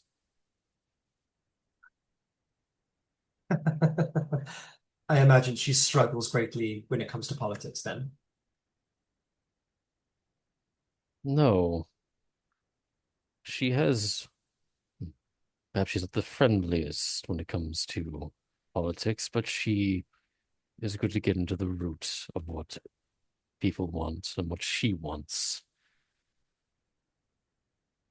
A great skill, I think, amongst politicians who like to say everything but what they mean.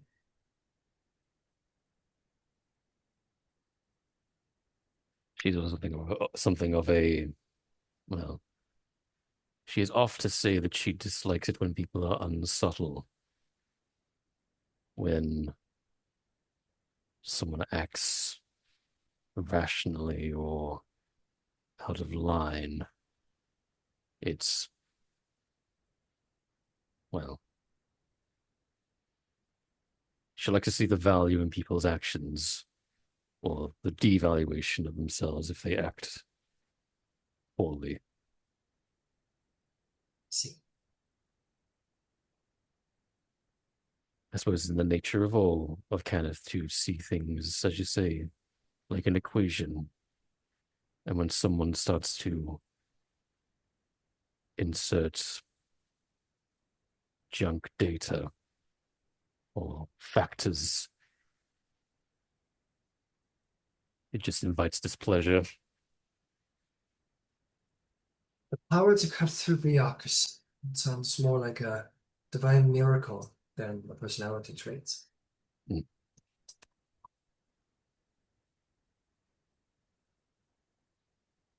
Well, I'm sure you have much to do, and I certainly have much to do. New Cyre is never in shortage of building projects. So, is there anything else that I can do for you before I bid you adieu? A matter of personal inquiry. Were you part of the Siren Court prior to the morning? I had some connection.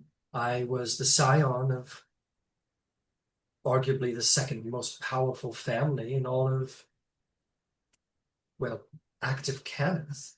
So naturally I had been to court, but I was still,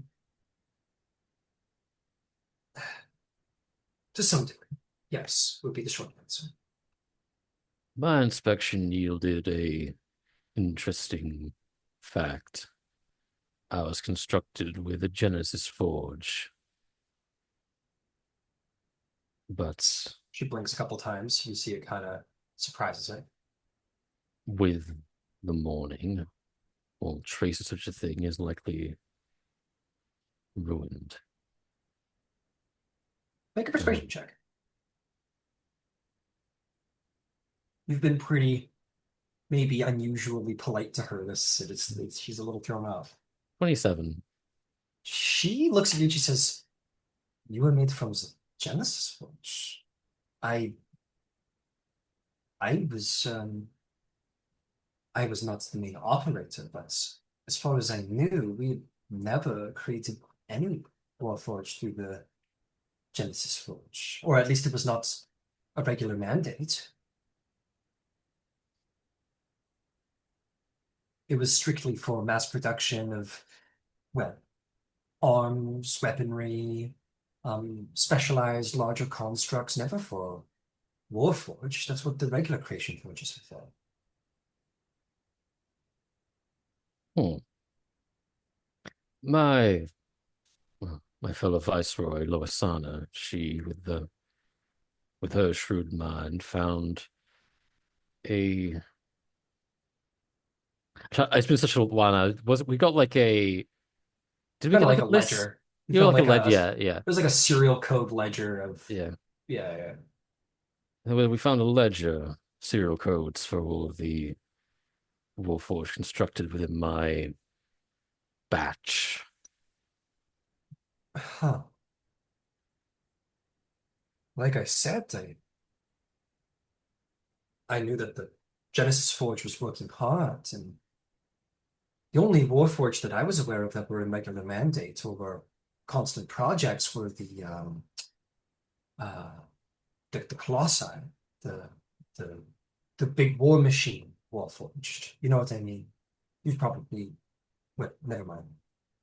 But standard Warforged were not on the regular mandates, not as far as I know.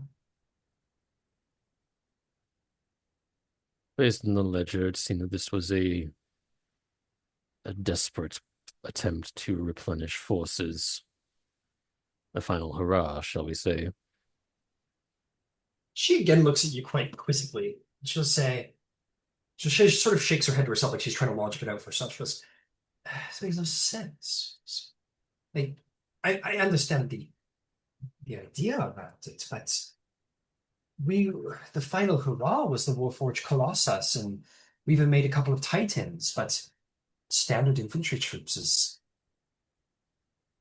sort of thinks to herself. Again, very unusual. My presumable final deployment was somewhere to the north. When the morning happened, I washed up on a shore not too far from Reckenbach.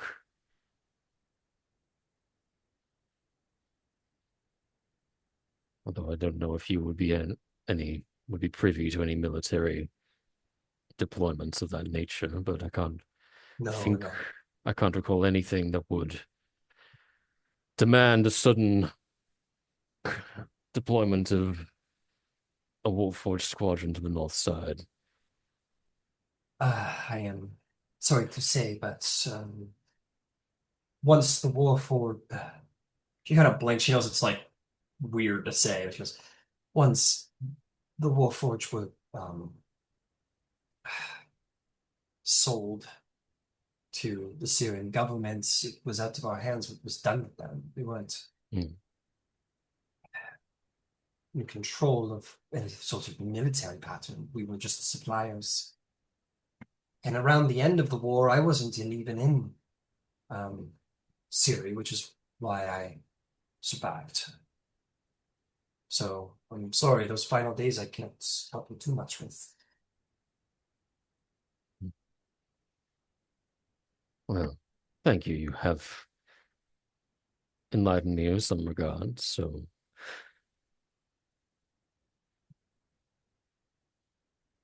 if you did so desire to, let's say you did win Orgev's hand, out of the three Canith factions, who do you favor?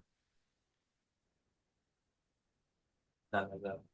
They're all fools fighting over a bone.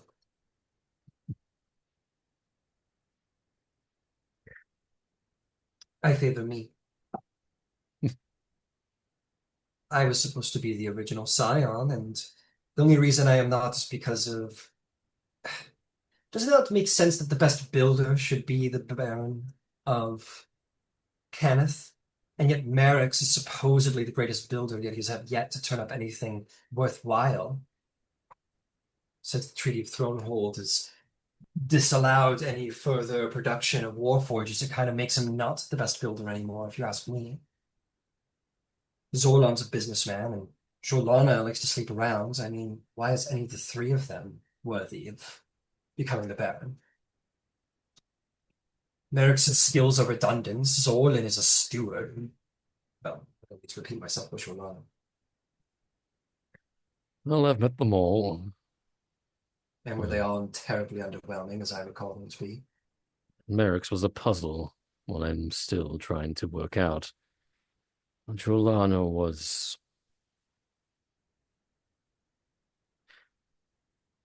It's as if she remembered the Warforged existed at all when I walked into the room and was quick to try and win me over.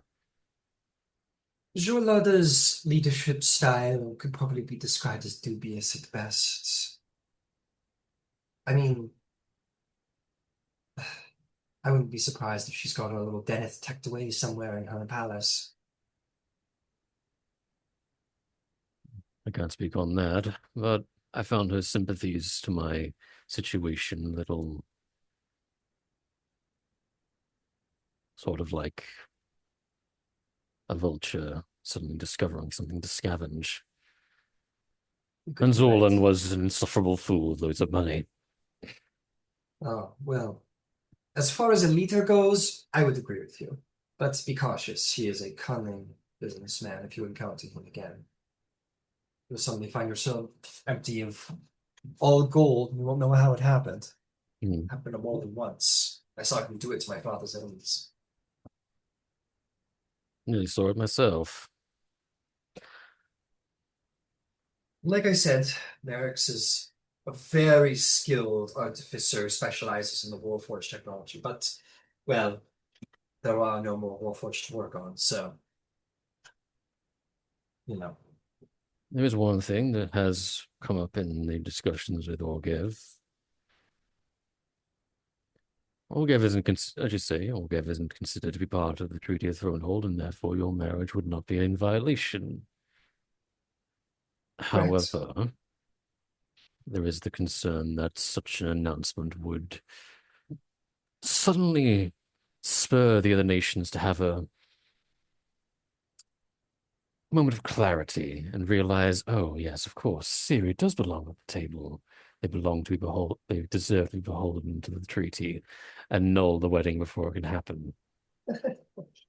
Do you see the sovereigns of the five nations and all of the others deciding on anything that doesn't take several months to sort out? You have me there, but I think I can't help but worry that given that the Treaty of Thronehold so strictly prohibits such a union, that they might be so greatly feared as to strike up the fires of war again or demand Braylon do something. I don't think so. I think the sovereigns are chicken shits, that their entire countries are going to get blown up like the Mormons. Wouldn't it be ironic? They get so scared.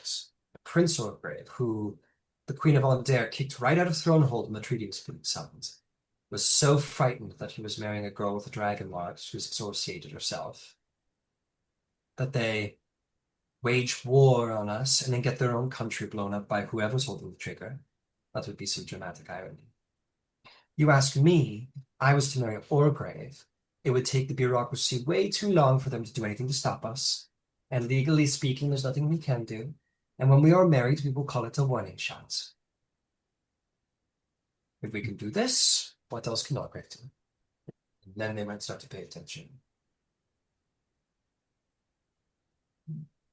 Though Cross isn't really capable of like expression, I think in this moment there would almost be like just an unspoken. Were Cross able to smile, he would be smiling. I've had it read that the Warforged, while their faces aren't expressive, their eyes are supposed to be like Yeah, incredibly expressive. So maybe in your eyes it shows. And you two exchange a devious smile, and perhaps you realize in this moment that she was at the, Kenneth was at their height at the end of at the war, and she was like the scion of a great family and was largely going to be like the heir. So you realize in this moment that all this time where she's just been kind of the architect around here, she's all the while perhaps been hiding a similarly diplomatic mind. I think it's Who at least almost more that like in talking to her, Cross also kind of realizes that she holds a not too dissimilar grudge that he does, like in the sense that he feels that Kenneth abandoned the Warforged. Kenneth abandoned her. She's Yeah, like, hang on a second, we kind of actually have something in common here. yeah. She was to be the heir to the Kenneths, and then because of well, what hereditary bureaucracy, because of a fucking world-ending event, she got kicked to the sidelines, and three people she considers to be idiots, or at least redundant, redundant at best, idiots at worst, are suddenly in the running to be the best. She's like, if they're fucking idiots, fuck them. So yeah, perhaps you two share like a sort of like cunning smile. Maybe you're more on the same page than you thought you were. Hmm. Well, I shan't keep you any longer from your responsibilities. I have my own, but I think my initial assessment was correct.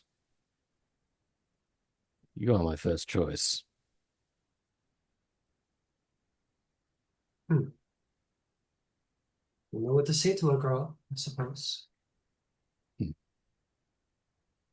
Just make sure the Prince Orgriff says the same thing. And we can change the world together, me and you, ambassador. I will endeavor to persuade the prince as best I can. And with that, she just kind of leaves you. She just kind of unlaces her arm, gives you a courteous little dip of a goodbye, and, well, take off. Now, I Cross will say will, that. Oh, go ahead, please. as I say, Cross will look to Shao and kind of say, well, I know who I want him to marry. Now the next task is dealing with the one I want to kill. It's unfortunate to see one of our own fooled by the fleshborn and their sympathies. It is naive idealism. She thinks that through unity with Musiri, that everything will just work out, that she will cement the Warforge's position as citizens of Corvair through marriage.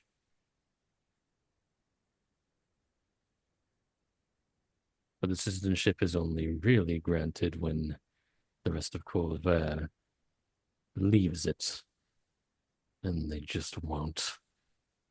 Why must we beg the fleshborn to be acknowledged? It is they who should beg us. We are superior in every way. Quite so. But I lack the freedom of movement to commit such a crime myself, and your movements will also be scrutinized. This will require careful planning. I remain, as always, your hand in the dark. We'll discuss a more detailed. We'll discuss possible avenues of success later. For now, let us continue my rounds. I must at least pretend to do my job. Very well.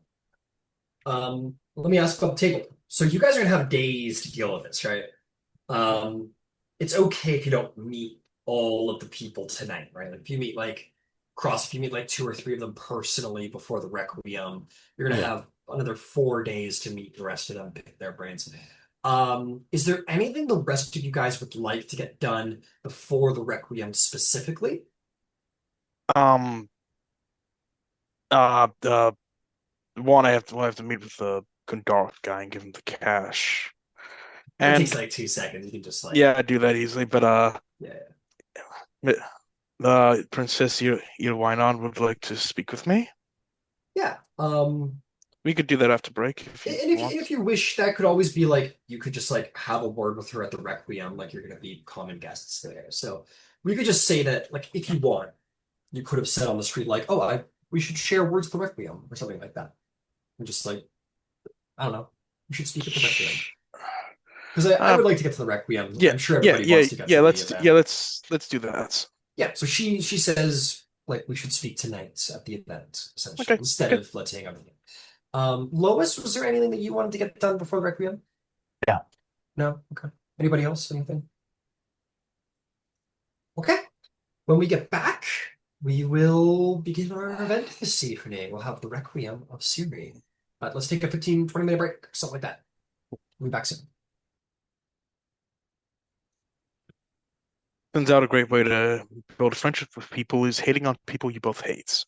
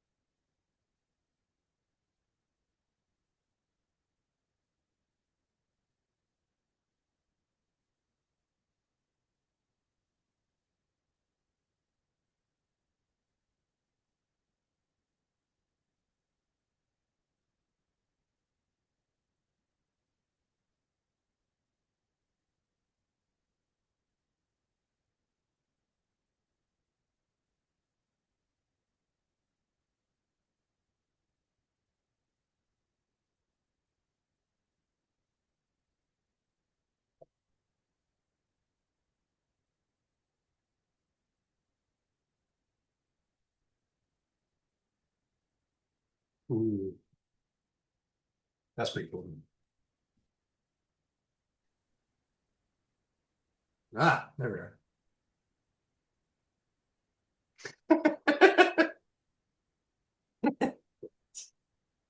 Oh well, if you can't beat her, join her. I refuse.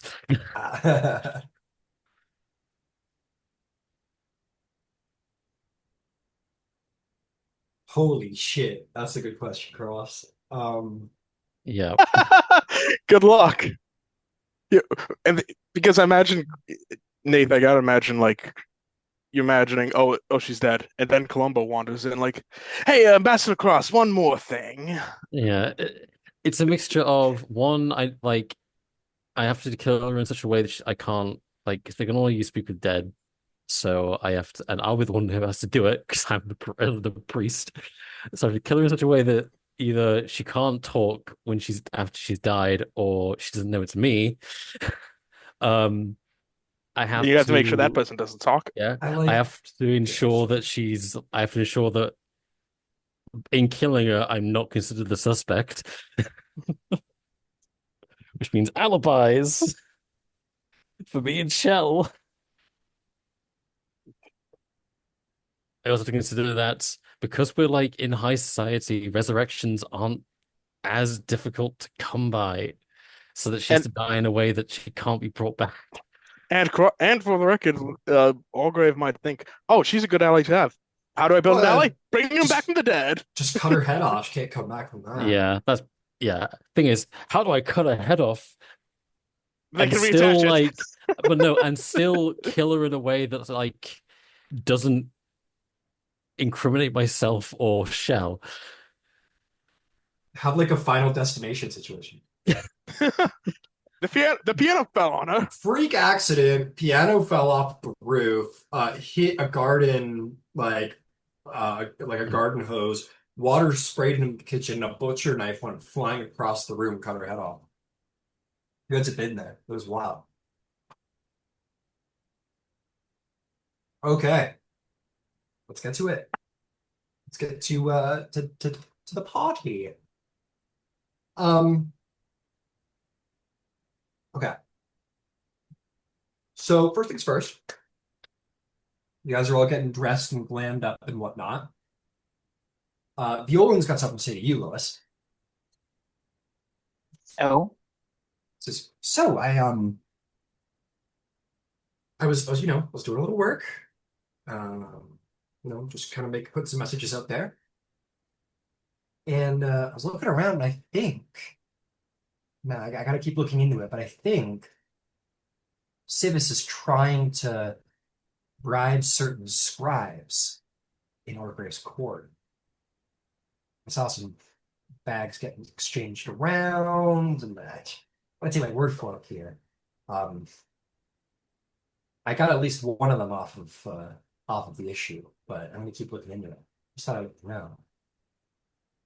And this is Viola telling us this. This is him telling Bubs. Okay, sorry. No worries.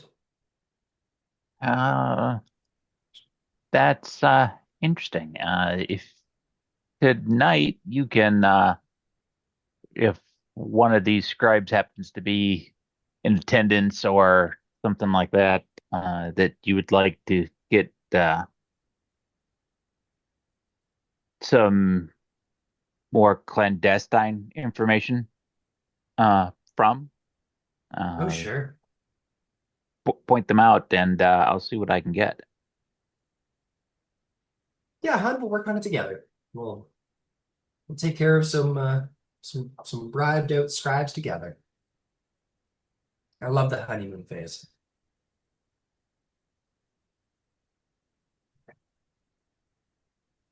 I'm not too worried about it. I'll point them out to you, but nothing I can't handle. Okay. Yeah, With it give that, us an oh, go ahead. it give us an opportunity to practice our partnership. That's right. Little team building. That's right. Um, okay. So, does anyone want to share outfits? Does anyone have outfits for me? Anyone want I do. to? Yeah, yeah, yeah. Let's see them. You know that the dress code is like formal, however you'd like it, as like a very general theme of what you can expect from tonight's party, if that might inform on how you want to dress. Let's see here. It's meant to be an event of nostalgic joy and remembrance of the past glories of Cyre. The dress code does not state you must wear black, as that might have been an expectation on your part, Rowan. But no, there's no expectations for black. Just usual formal attire. Um, yeah. Lois opted for blue with roses. Okay. Ah, very nice. Ludwig will explicitly not wear his Konathi officer outfits. That is That is staying deep in the probably luggage. for the best. That is deep in the luggage, and he's wearing just a normal, like, you know, common Yeah. outfit, noble outfits, like the one he picked Yeah. up in Zalago. Yeah, you purchased that one, Zarko. Um, I don't have an example of what Violan is wearing, but it's probably a very nice suit coat. Probably maybe matching most a little bit with the blue, but it has those Solarco designs of like in the embellishments and the filigrees, there's maybe like little words in there, sort of the scrivening, the scribing, sort of like yeah, it's got those traditional Solarco styles. Well, let's see what Rowan's got. Always good. Damn, Rowan. Looking like a Disney princess. As So usual. the thing about that dress is green is the color of Ceres flag, and True. the white details are actually white roses. Okay. Right, the rose that we're doing the petals of remembrance. And the Cyre was known for all of the very draping, very flowing with the big jewelry. So the other thing she does have with this are gloves, Nice. as they were very important or they were regularly used in Syrian culture. So you can see how it kind of wraps around her arms. So she just has little lace gloves at the end of her hands. Magnificent. Magnificent. Cross, anything for you, my friend? Um, I think Cross will more or less stick with the more or less what he wore at the Golden Dragon, which is very much like a Siren formal wear.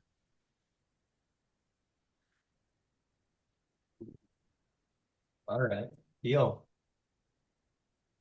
Kind of Trying threatening to, music. I'm tracking out a couple of tracks here.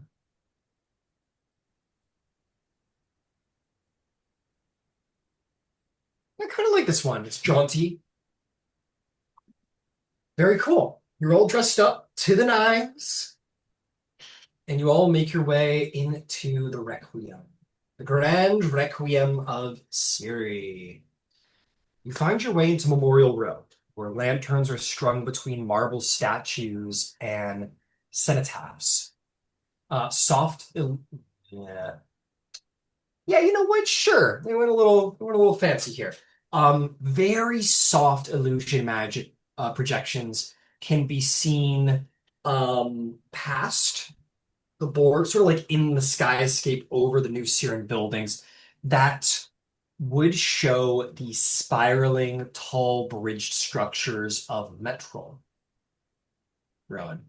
So you probably, like, Rowan, you probably have an undisputable glassy-eyed moment where you walk into Memorial Row, and it has all of these marbled slabs that have names of people, like hundreds, if not thousands of names in tiny, tiny font across all of these boards. The lanterns hung across all of these various priests meandering around, um, and this illusion magic that is soft. So it's not a hard illusion magic where it looks real. It almost like looking into a dream a bit.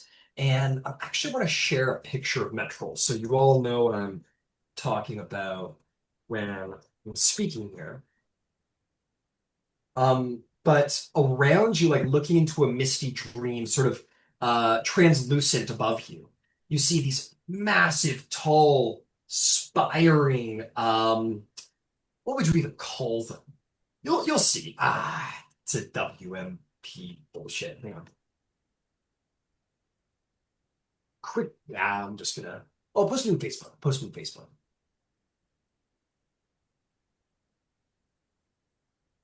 Go. Do the thing. There we go.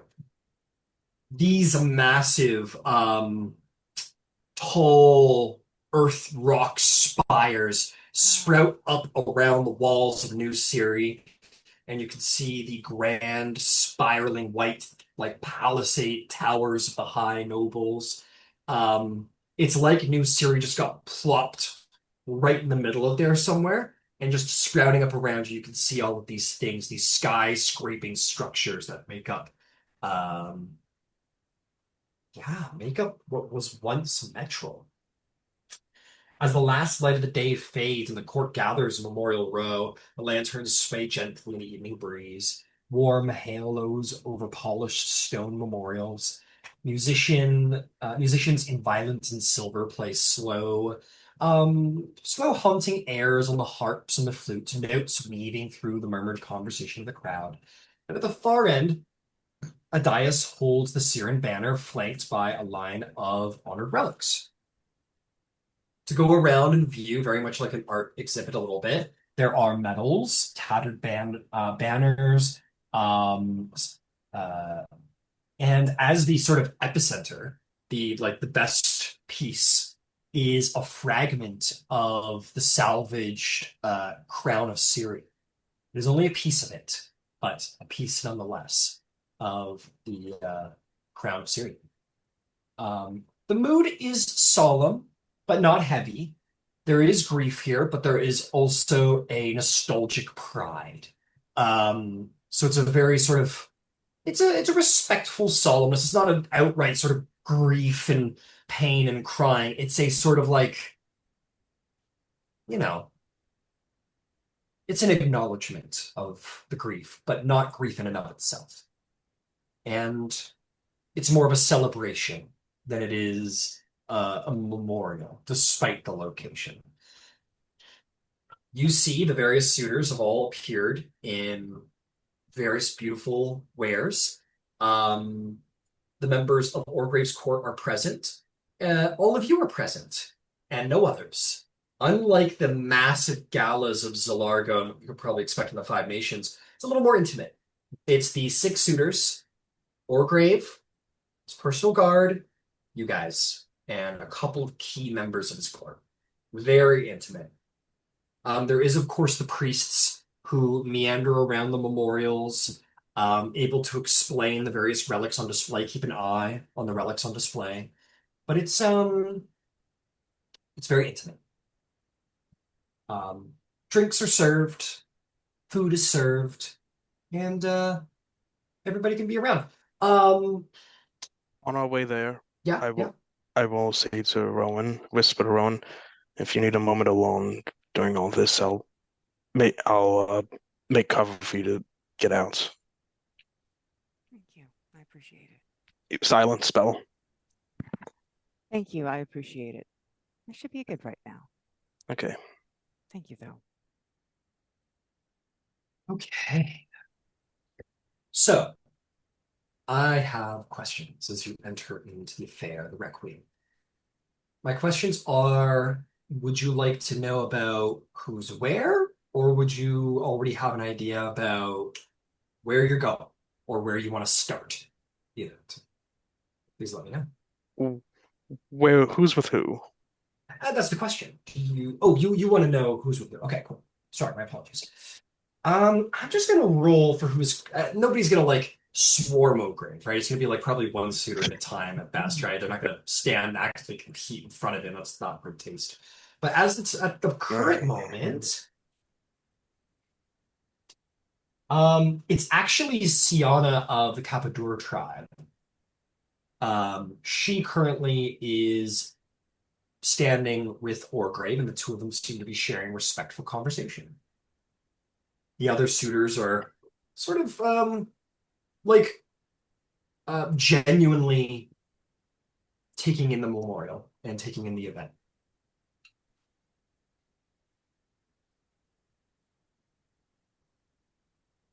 If you care about other people who are present, I'll go through all the attend. It's not too many people, so I'll go through exactly who's there and what they're up to at the current moment.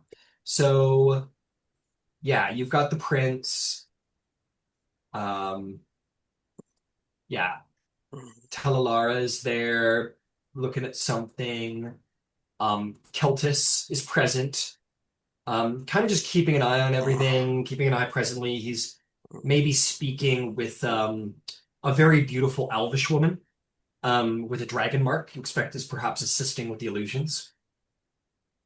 Uh, Lady Talon is present. You definitely see Hadith. She is meandering around, looking at all the relics. Seems to be genuinely interesting and expecting. It's very dark.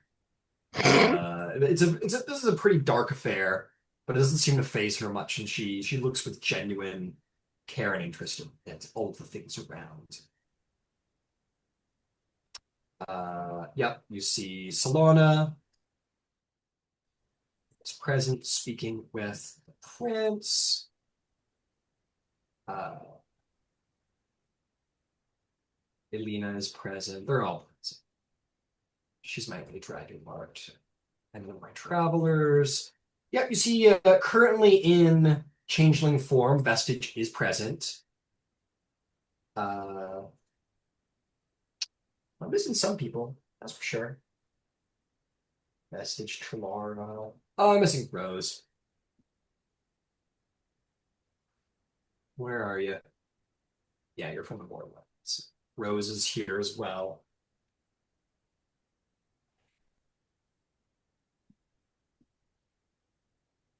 Yeah, so they're all scattered around, but currently, some of them speak with one another. Uh, Vestige seems to be speaking to one of the priests. As one of the priests approaches, sort of takes on the appearance of someone, and the priest looks a little shocked, and then it kind of gets all glassy-eyed as they speak. I'll say Talalara, who you know quite well, Cross, is speaking with Lady Talon about some of the memorials. She is a more permanent fixture here in Luciri. I think Ilina is like she's like looking at the memorials and is genuinely interested, but it's no surprise that she's looking at like this like stone structure, maybe making sure that structure's all working out well, everything's as placed as she had designed it to be. And of course, my apologies, most importantly, uh, the captain of the guard, Henrik the Deneth, is at Orgrave's side and his head is on a swivel. So does anybody have any designs about where they'd like to head to first?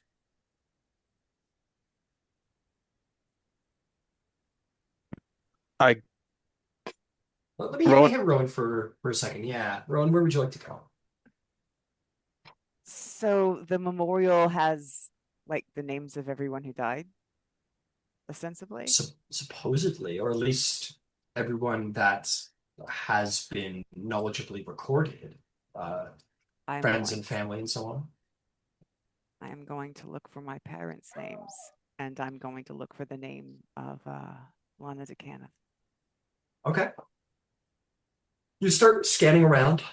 You probably go to this for maybe like not long, 2 to 3 minutes, and you're like going through the names. Um, they don't. You can see that they've done their best to make it alphabetical, but they have also like left space as people appear, maybe add names or subtract names. You see a couple of names that are um there's like a line through them, and there is like a little what looks to be like a very simple shape of like the sovereign it looks to be like a holy symbol. It's different for each person. One of them is a flame. One of them might be the symbol of the host, like a shield. Um, and you get a sense that's like a you don't know what that's about. But one of the priests approached you. Seems to be a sovereign host priest. Says, Hello, my child. Are you looking for a name? As it's quite an extensive list. I have quite a memory for what is upon these walls. If you'd like to ask for anything. Genevieve and Hélène Martel. Ah, Martel, get right this way. I'm not sure if they're there, but I know where to find them if they are. And we'll take you maybe a couple of boards over, start scanning around. Yes, right here. He very respectfully points, and you will indeed see the names scrawled on the list. And Solana de Canith. Ah, let me go take a look. Yes, right this way for the cannons. Take it over to a board and it says, not all cannons get wrote down, unfortunately. Some with nationalities and all, but some consider themselves civil, and thus we respectfully add them.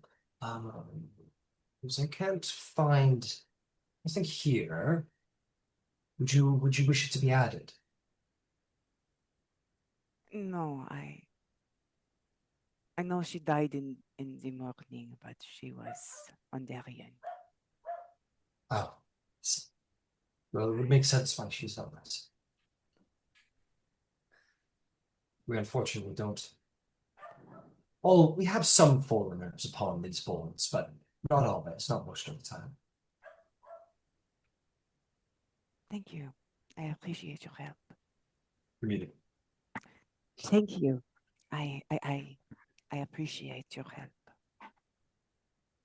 He smiles, and he'll point to one that has like the cross and the shield next to it. And he'll say, "Isn't always bad news. You see these ones? Those are people that we thought were lost, and they show up. May I ask your name?"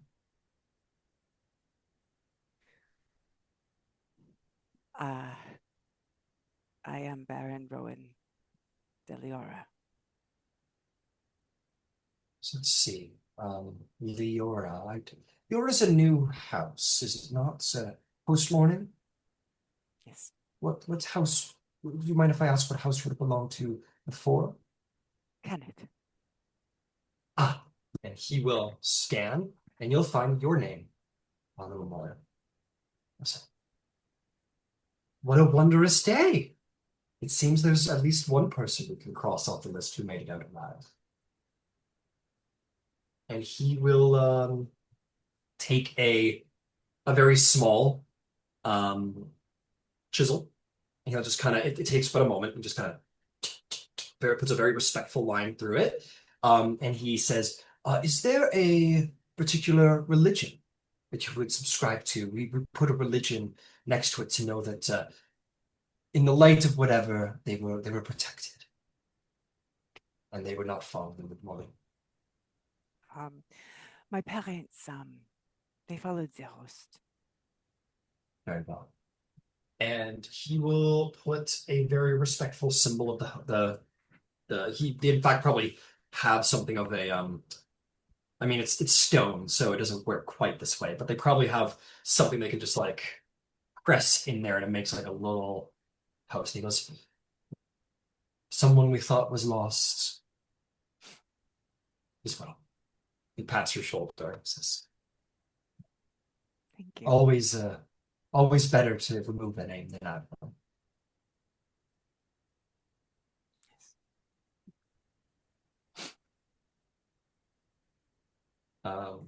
She'll go back and just kind of stand and look at her parents' names for a little while. Okay. Good. Cross, yes. Ross would like to approach the memorial. Okay, yeah, and then there's tons of them. Rowan, you are certainly given respectful space by everybody as you stare at these two names. Cross, yes, you go take a look around at the memorial. What would you like to? Is there anyone you'd like to look for? I'm more or less looking just to see if there's like a list of Warforged fallen as well, if their names are included.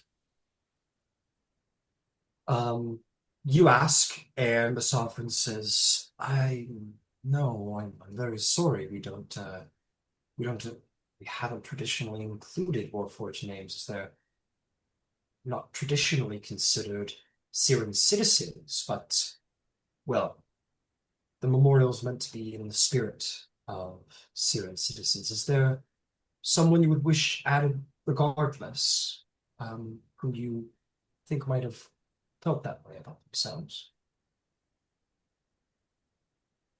Cross will state his own serial number. Very well.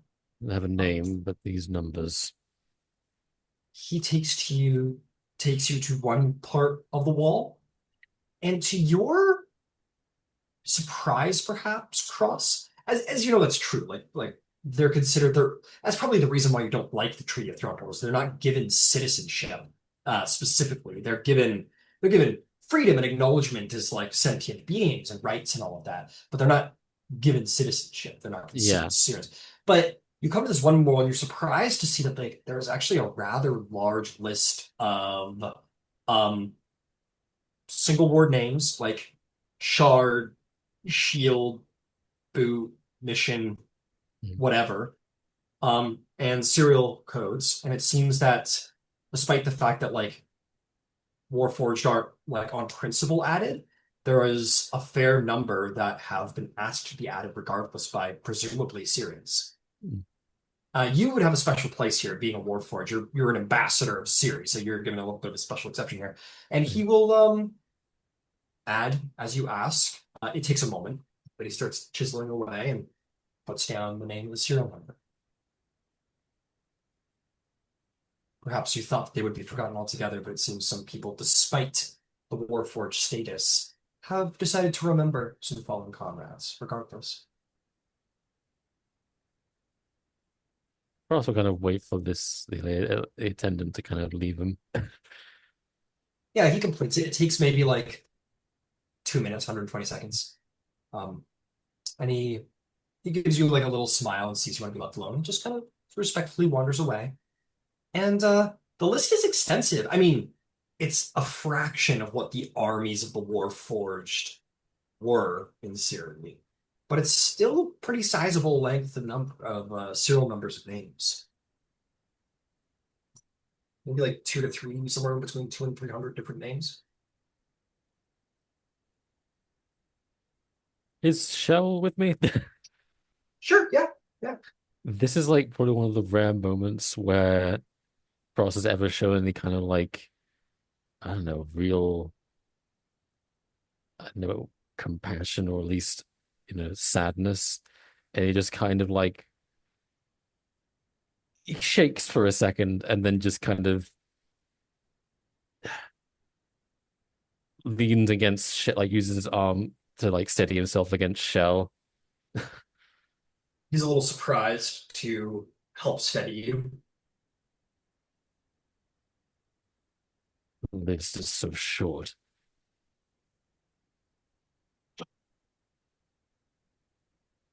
Yes, it's it shows how little they think of us. Are there any names you would want added to the list? I should have asked. Not here, not in some flesh-born place that doesn't truly care. This may not be where. No, maybe you're right. I just thought that perhaps it would be better to have the name recorded somewhere than nowhere.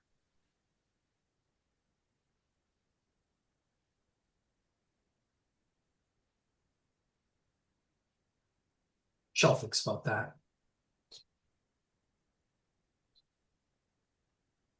The scribes of our homes will remember.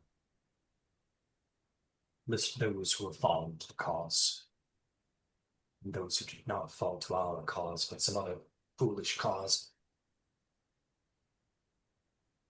Are you curious why I asked for my own number to be added to the list? He'll look at you with anticipation.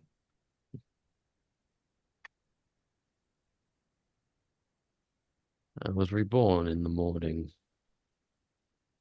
with no recollection of the warforged that I was in the war. Those numbers mean nothing to me. They aren't mine. They are the name, the identifier of someone else. A warforged that died.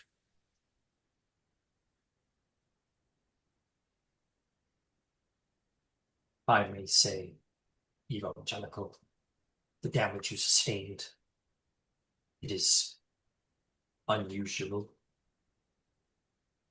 Most warforged who were within the morning when it all occurred, we did not suffer as much as the fleshborn did. You suffered greatly, though. Perhaps you sustained battle damage before the morning occurred. Maybe.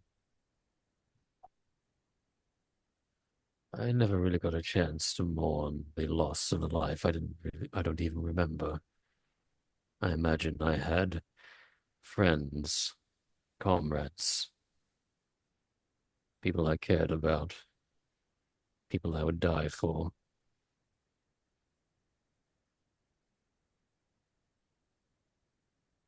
He looks at the memorial and he says, when the Lord of Blades gives the order, and we bring about the promised day and bring an end to all of these fiends made flesh, I will scratch the names of my lost friends on these walls where we have claimed them for the Warforged. I will mark them in the blood of Cyres.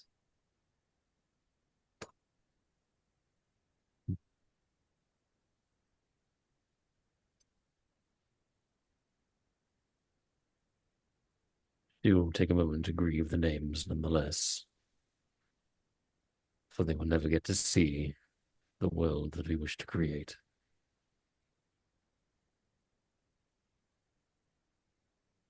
He looks like he's going to say something, but you are the wiser of the two.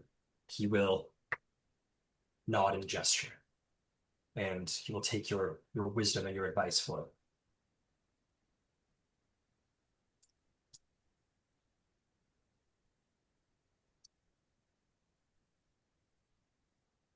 Um, Lois, Violin's like, there's the son of a bitch. And he doesn't say that, but he's gonna point out for you.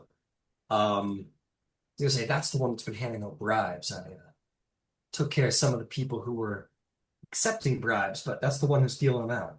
And he's gonna point to this little fella.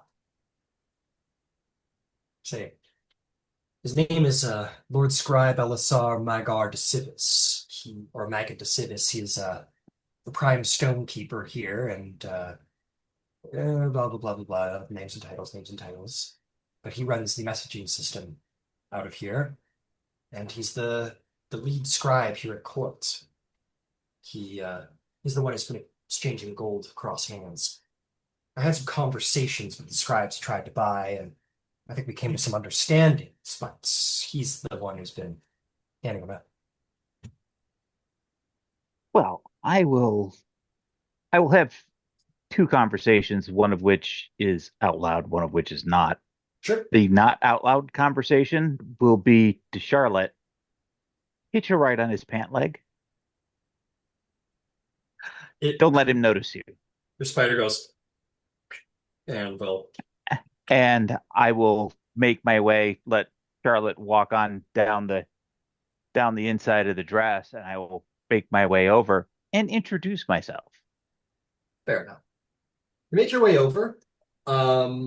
He doesn't seem to be describing much right now. He certainly has like a little calligrapher's kit ready to go should be required, but he's just kind of enjoying the event right now. I got like a drink in his hand. You make your way over, and he says, "Good evening, Viceroy Loisana. Allow me to introduce myself. I am Lord Scribe Elisar Magan de Civis, Prime Stonekeeper and Keeper of the 16th Word. Pleasure to meet you." And a pleasure to meet you. I am happy to see that House Civis has a significant presence here, and that someone of Your deportment is representing House Decivis and all of Zelargo here at the Prince's Court. Well, I wouldn't say I'm representing all of Zelargo. I, I'm, I appreciate the kindness. We're no more represented than any other house here. The prince has been very kind to offer me his position as his court scribe. I've been very fortunate. Well, the sad reality is, if you're the short person in the room, you represent all of the other short people, whether you do or you don't. He chuckles at that and he says, "Absolutely fair. Hard to argue with that. Well, Well, it is nice to see another gnome, I will admit." I have just come up from Zalago. My husband to be is just over there. There's a little wave. He goes, "Oh, congratulations!" And he kind of sees Violan, who gives him like a little wink. He goes, "Oh, that's your husband to be." It is. Oh, well, we exchanged a couple of words earlier today. He's a very articulate gentleman. Yes, I found him to be so. You must have. Um, well, you see the tone has definitely changed upon talking about him. He goes, "Well, is there anything that I could do to make your stay here in New Syria a little bit more easy?" No, we're I'm here largely in support of House Leora and the Prince.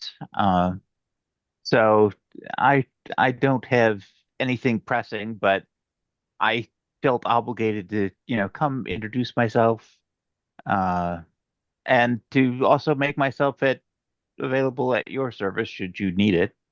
Oh, well, very courteous. Um, and we we don't have much of an enclave here, but if you ever need the messaging station, I do have it set up. So uh it'll be interesting to exchange information. And I'm sure in the months to come that I'm sure Leora will be sending a representative down here as well, won't they? Maybe that'll be you. It it may be. We have a few members in the house, and I'm certain that we will have somebody here because this seems to be one of those places in Corvair where interesting things are happening. I would say so. Very, very interesting. You you you must get so very tired, I would imagine, Oh particularly yes. with the prince having to travel for the season. You must be writing correspondence like a crazy person. Oh, most certainly. It was but I do relent to the greater wisdom of our court administrator. If she says the prince needs a break, well, the prince needs a break, and I'm happy to pick up the slack. But yeah, yeah, absolutely. Well, Um, we all do what we must. we all do what we must. That's right. Happy to help out the Syrian people. Um, well, if you don't mind, I'm just gonna. I actually realize I'm probably missing a good pen. I must excuse myself for a moment, but it's been a great Certainly. pleasure speaking with you, and I hope you get to do so again. Okay, and he just kind of he leaves. Yep. Charlotte has made contact. Fear not there, but he definitely scampers away, and Violan, who was being casual, kind of meanders up to you and goes, "Was he as nervous as he looked?" Uh, yes, particularly once I pointed you out as my fiance. That that that seemed to ratchet up the case of nerves. Uh, well, glad to see that at least in some way the plans I've been laying have created a positive amount of fear amongst Civis, it seems. So things are heading in the right Yeah, direction. he is. He is being adjoined by a rider. Mm. I have a companion that is very, very tiny. He giggles at that. He goes, yes, be a little, he kind of like makes the eight leg motion. Yes. See. Whew. Not to pat me and you on the back or anything, but I think we're gonna make a dangerous pair. That's my intention. Dear Fiolan, that's my intention. Well, in the interest of that, I foolishly never got your opinion. I've put all of these plans together to get Sivas off our back. Did you have any personal input, I, criticisms? I, I applaud your audaciousness. It is a well thought out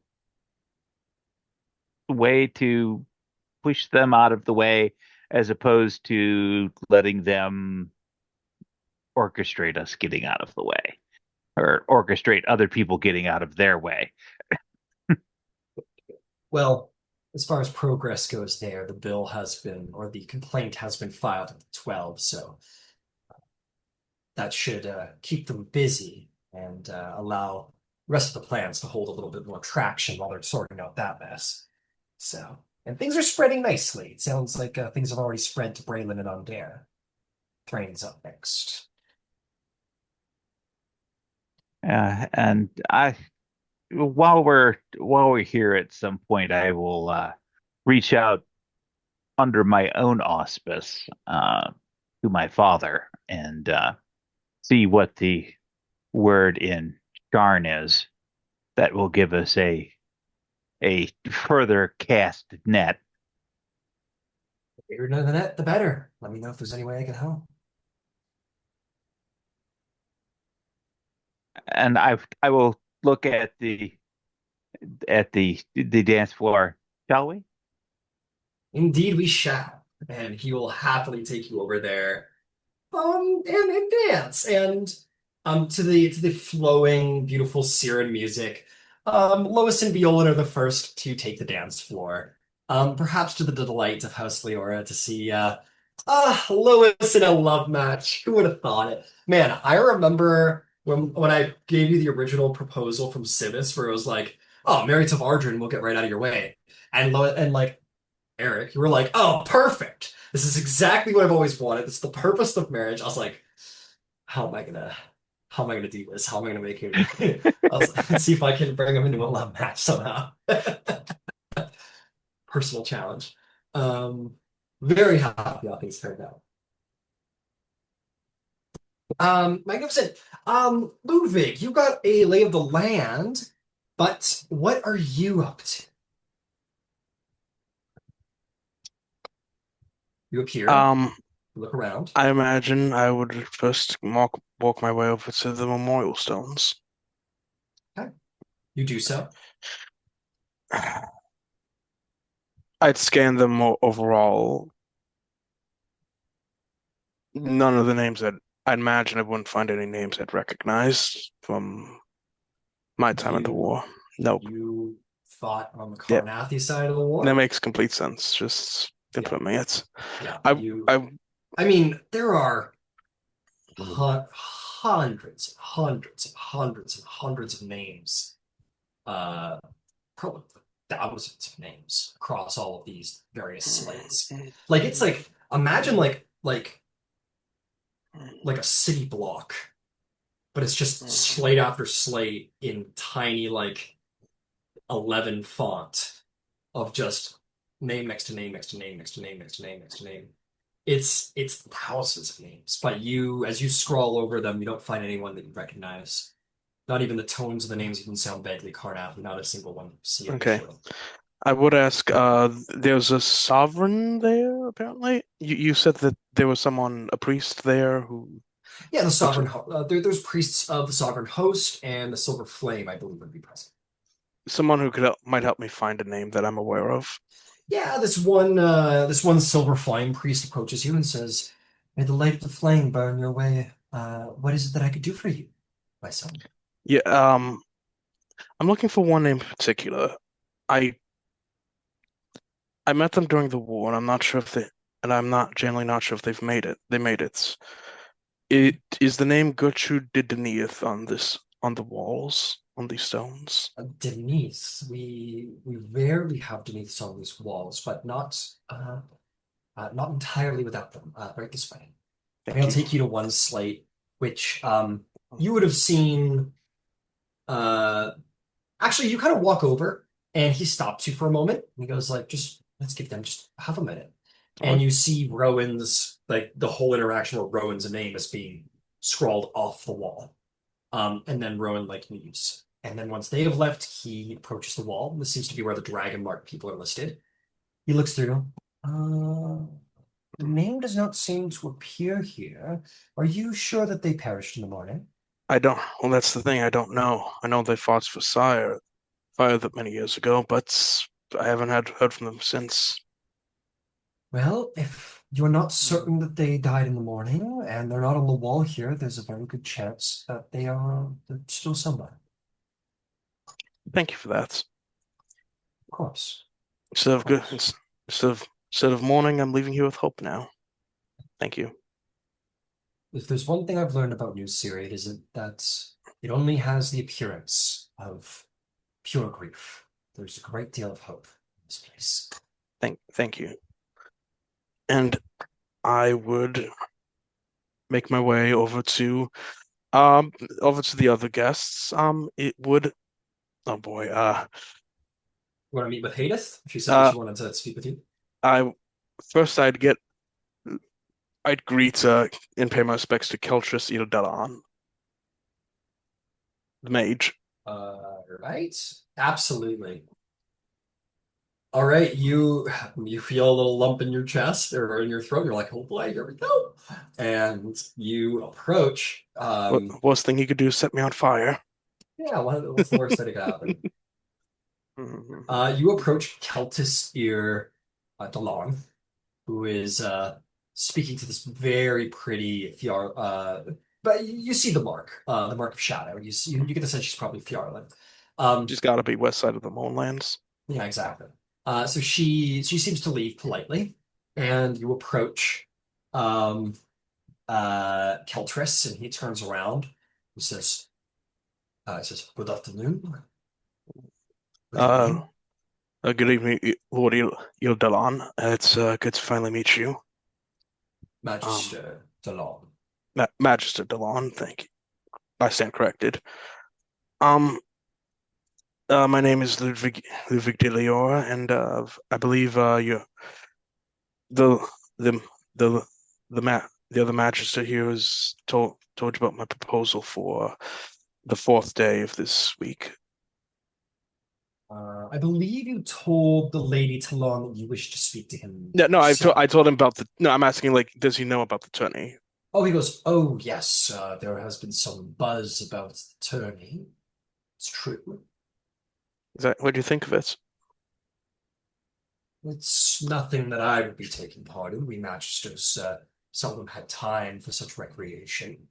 But we war mages were insisted upon to do target practice. It's ver- you did a very good job if your reputation is any judge.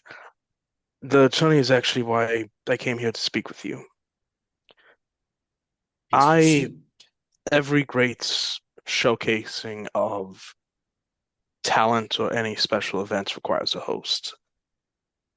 Despite myself putting forward proposing the event and helping to organize it, I do not believe my voice would be what would be ideal for this specific event. And I would, and if you wouldn't mind, I've can't come to ask you if perhaps you might host the event. Make a persuasion check. Uh, See if you can convince good Keltris if he is. Ryan, Yes. before the event, Yeah. I would like to have taken some time and spoken to Ludwig. Sure. Yeah. And in that, tonight, when you speak to the mage, please use the die 20, nat 20 on my portent roll.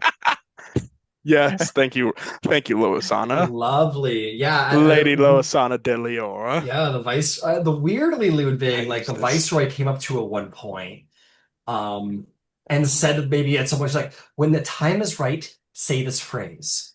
And in this moment, Ludwig, you're like, you have this like itch, and you're talking, and you're like, and you say exactly what Lois told you, which is whatever you just said, which is like, we would be really, uh, I'm sure, whatever you just said. You're like, we would really appreciate you to host the event, or whatever it may be. You're a legend among the people here. Yeah, Lois says, like, say you're a legend amongst the people here. Add that to your persuasion. And you're like, oh, that's weird. Sure. And then it all clicks together in this moment. You're like, you're a legend amongst these people. And then he kind of goes, so a most kind gesture. I think rather fitting. But let me ask you this, as I think I know the answer. Are you doing this to build bridges between our nations? At least in part.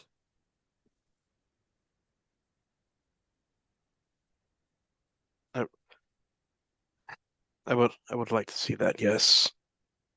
Then I can think no more fitting a tactic than of enlisting my support, Viceroy. For who killed more Karnaths than me? Is he trying to intimidate me? Are you feeling intimidated? Feels like I try not to betray it. Maybe a deception or a performance check. Okay, performance. Is he trying to intimidate me? It looks like it's working. I'll throw in a D8. I'll throw in a D8 Commander's presence. Yeah, just yeah. Be sure. Yeah, it's for a wife. It's 22. 22. Yeah, you're able to you stand courageous in the face of the boogeyman as he acknowledges the the Carnathi blood on his hands. He goes, "It is a fine sign, and it is a fine request. I would be most obliged to host this event and bring ties back between our two nations, even if yours insists upon keeping my people apart." It's literally just takes a moment after that and says, "Thank you, Majesty, Idalin. Idalin, maybe a glorious day," and I offer to shake his hand. And he will shake your hand. And as you shake your hand, it is you're a little surprised to find his hands are perhaps a little soft, non-calloused.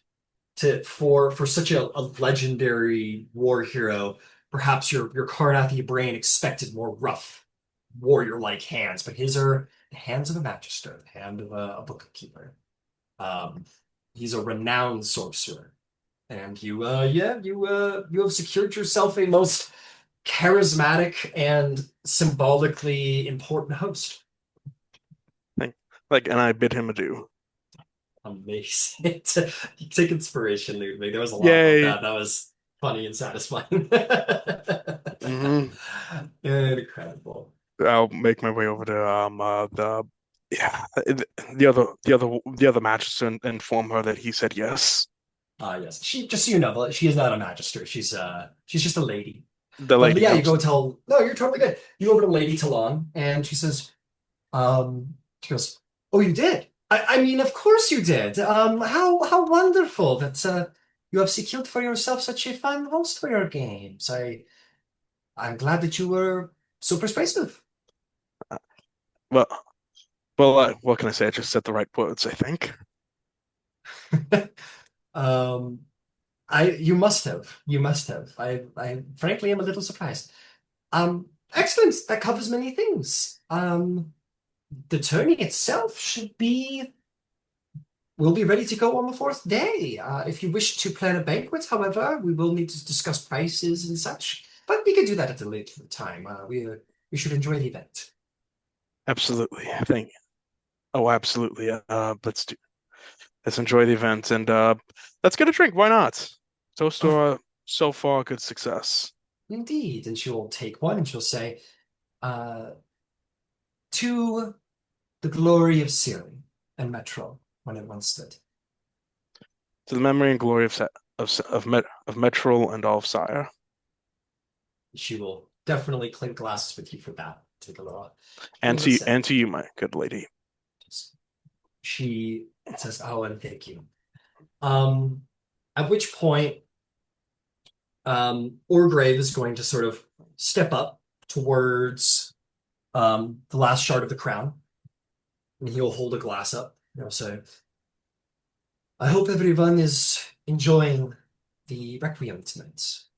I myself find myself indulged in seeing Metrol spires once more floating above us, as illusory though they may be. I have summoned you all tonight to this particular event, not to grieve alone, but also for those of you of Cyre to have pride in what we once were, and who we may be again. And as for those of you who are new, and those of you who are perhaps seeking my hand as a suitor, this, I hope, is a chance for you all to reflect on the culture you would be potentially entering into, to understand what it is me and my people have lost, and to acknowledge that. So, with that said, I have 6 suitors here today, and I would invite each of you in your own time to come forth and either speak, contribute in your own way to the remembrance, in however you would see fit. I am interested to see those of you who understand and respect what my people were. And there will be a very polite applause.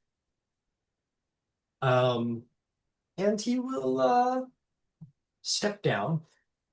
And I think someone's gonna step up first. I don't want to always do it in like numerical order here. I think it's just gonna be like I'm just gonna roll the dice for who shows up first, who decides to speak first. You know what? I'm gonna have actually no, I'm gonna do better. I'm gonna pick the one that I think would be. Um Stepping forward is the changeling in formal gray robes, known as Vestige, who is going to speak first. Let's see here. He once more takes on the visage of who you have all identified to be Orgrave's late wife, and will turn to look at Orgrave and will say, "Thank you, Orgrave. This has been a beautiful event. I've missed Metrol greatly. It is a wonderful thing to have some closure, I suppose, to look upon what once was. It is my hope that the Syrian people carry the memories of everyone they lost, myself included, forward. And not to forget, but build a new future for our people. It is hard to look upon it all, but it should never be forgotten. And I hope I get the chance to see what we become. But it doesn't need to be gone."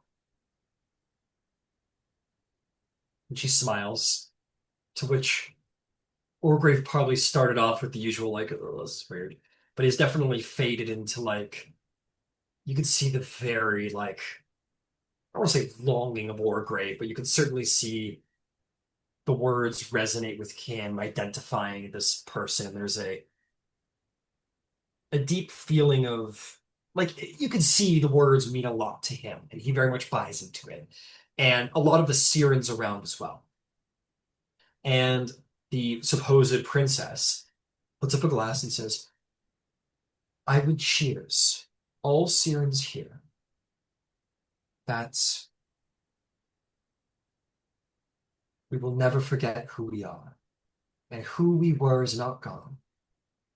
So here's to the future that we will find as we bring the past towards us. And many raise their glasses to the princess, to the princess, as certain people say, and Keltris puts up his glass. Siren seem to really buy into this individual. And they all drink. And as the applause comes, that Vestige will make his way over to Orgrave and speak to him as the princess, as his wife. And Orgrave eats it up. Very clearly, he's eating it up. He's reserved. He's not like putting his arm around her or kissing her or anything, but like you can see that he's very much he's taking great pleasure in the conversation. You can see it means a lot to him.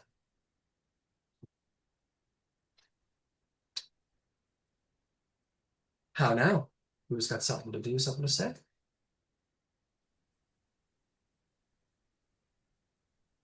If not, I will find things for people to do and involve you in. Because I got at least two of you who I got keyed in for some stuff. I'd like to at least speak with Orgav.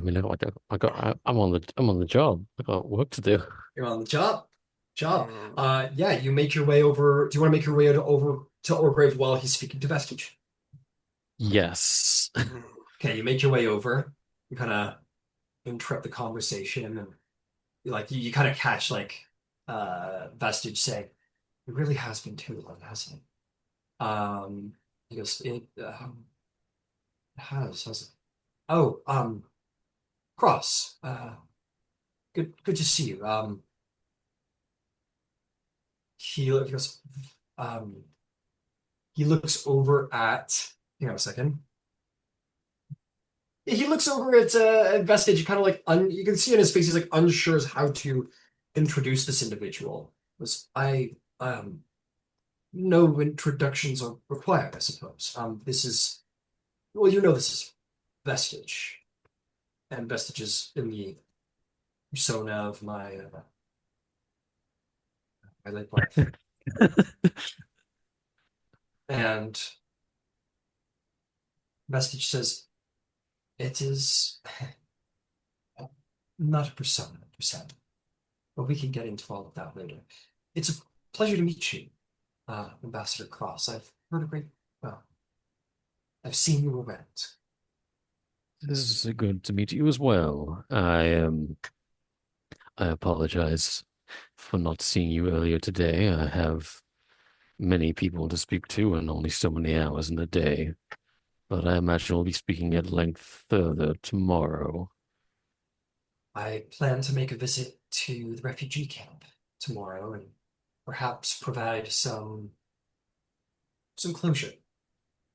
Or sorry, I'm getting my identities mixed up here. At that point, the voice of Vestige would come through her mouth, and Vestige will say, "I look forward to it. I intend to go to the refugee camp tomorrow and provide some closure for the refugees.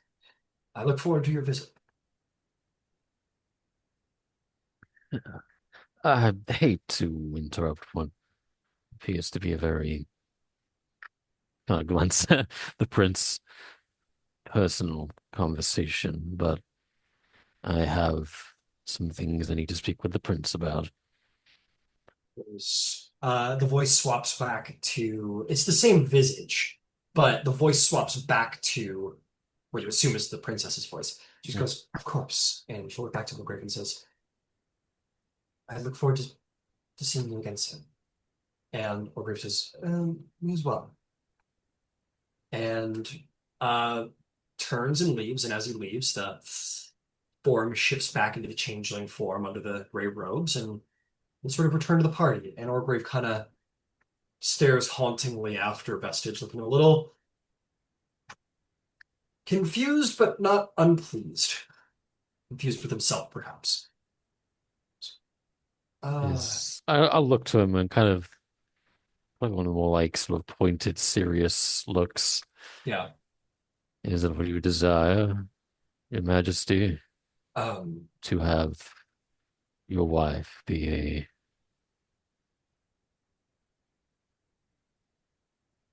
a, well, a copy of who you've lost. I, no, no, not at all. But I, I must admit, Cross, at first I thought it rather offensive. But, I mean, the more we spoke, the more, I mean, it's just like her. Like, exactly so.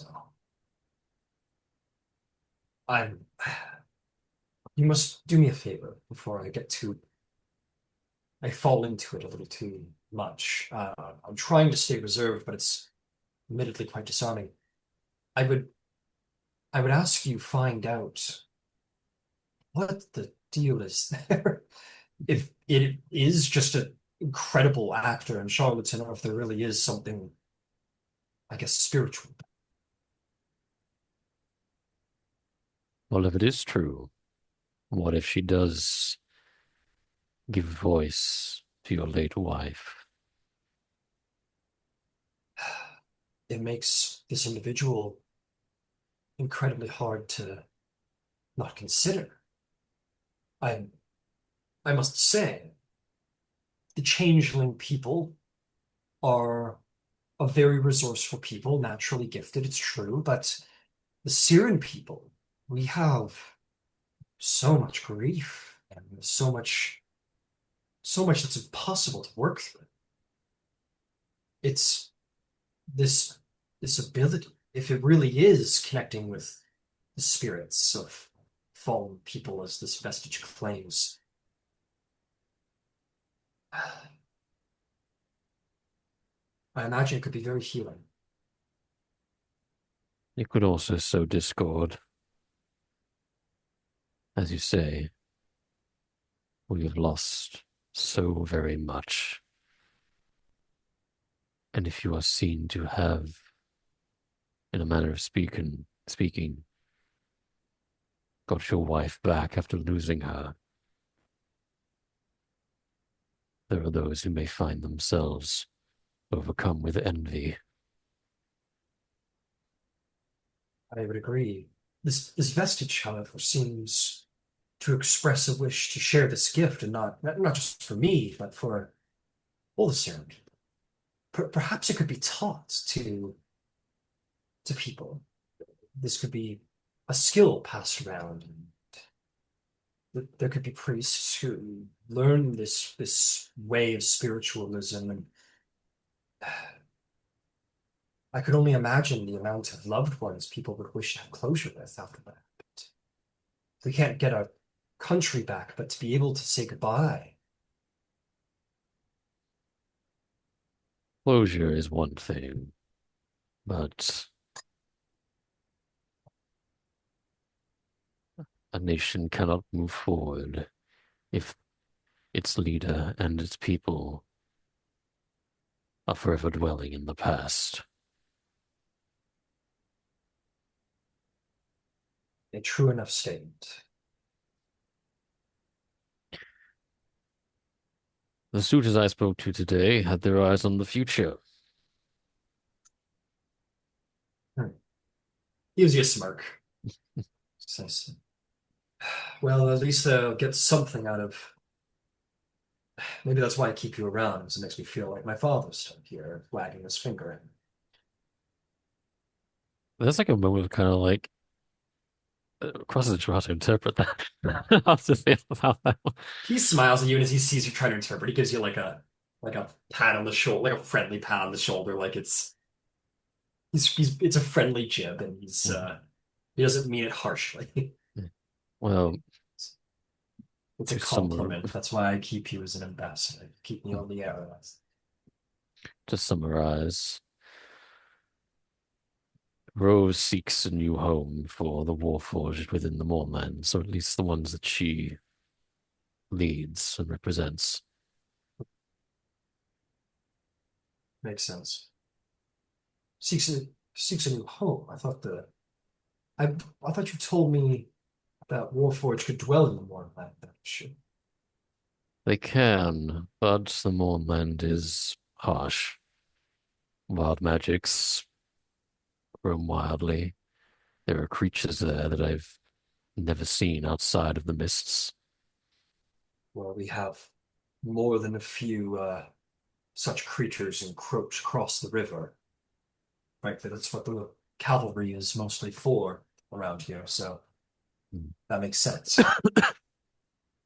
So while the Warforged can survive there, it is not an easy life.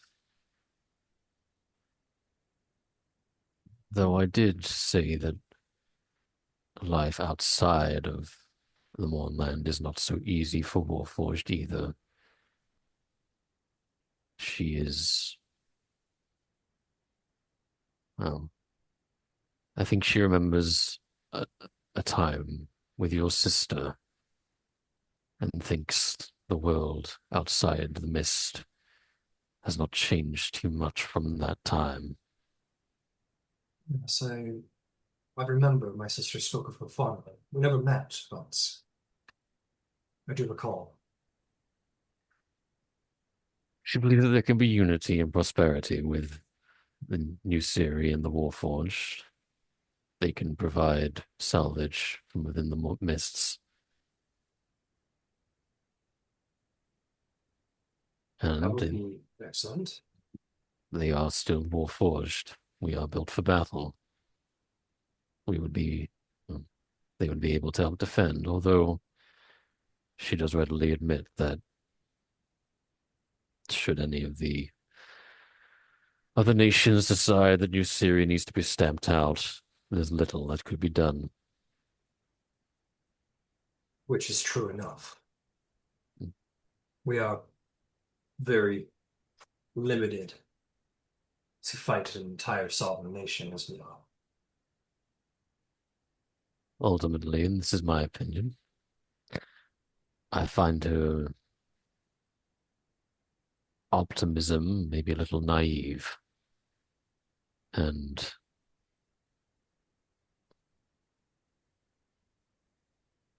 her priority is the safety and prosperity of the Warforged. And it comes across to me that joining with New Syria is convenient.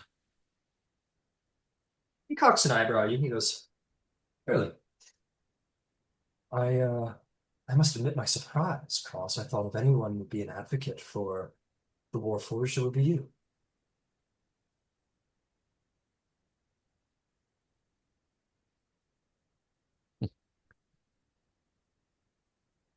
We don't think that there's anything to be benefit from such a union for your people, for mine. I serve you in this matter, not the Warforged. I would dearly like to see the situation of the Warforged improve, but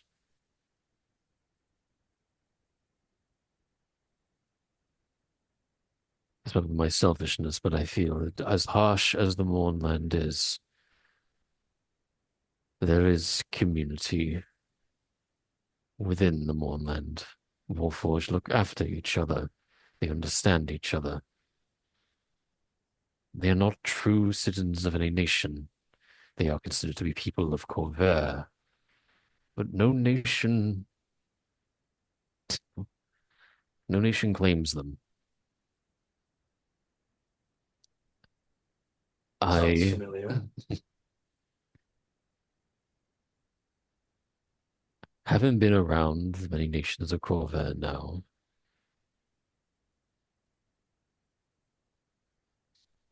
I do not think civilization is ready for them.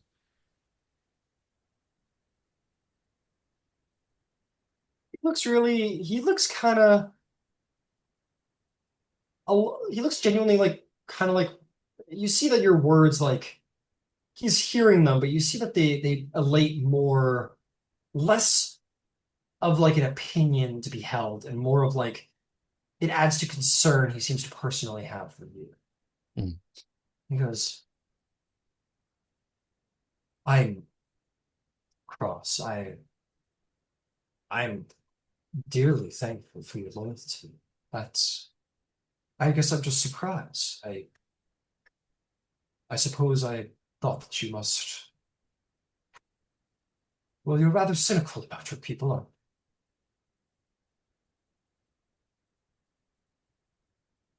I would hate for them to venture out of the Mournland, only to find hostility waiting for them. It's not an easy life out there, but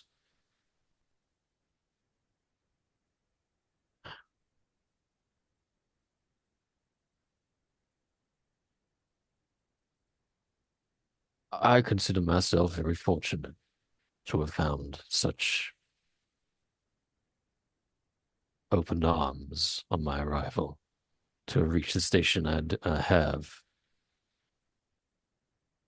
But everywhere else I go, Warforged sit at the bottom of everything.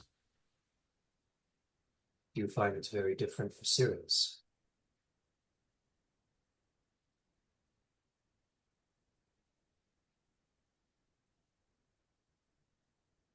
I think that I think, in service to you, that you're right, the position of the Warforged and the New Sirens is not so different.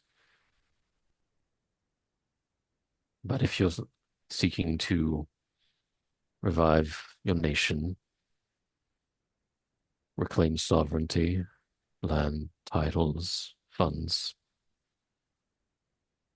you won't find it by banding together with just more people that the rest of Corvair does not regard.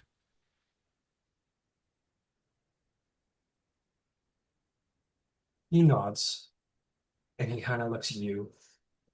He says,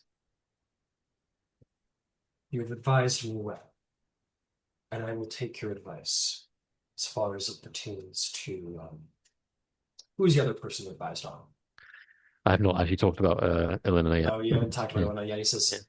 you know I've always valued you, but I want you to do me a favor. I want you to take at least a day and think about what we've said here, what your opinion of the War Forged and Rose is. And if you still hold the same feeling, I'll take your advice. But see if Rose can't convince you different. Or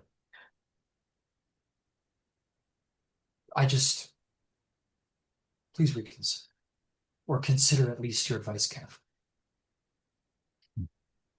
I must admit, I had originally hoped to choose you for Rose because, well, you two are both Warforged, and I figured you would, I don't know, bring some optimism forth or find the logic in advocating. I didn't expect such cynicism. Like I said, if you come back to me in a day and you still hold the same opinion, I will value your advice and take it for what it is, but maybe give her a chance to see if she can rewrite your opinion. Or consider it for yourself. As you command. As for the other suitor I spoke with, Ilana, I regard very highly. He like scrunches his eyebrow and goes, okay, my ambassador has been abducted. And there's some other Warforged with smoke and a low-tipped hat that was before me. You're you're advocating for a Canis and abstaining against the advice on a Warforged representative. What's you okay? As I continue to emphasize, I am your servant in this matter, despite my personal grievances with House Kenneth as a whole. I am keeping your and this nation's interests at heart. My personal feelings are less important. Fair enough. Very objective.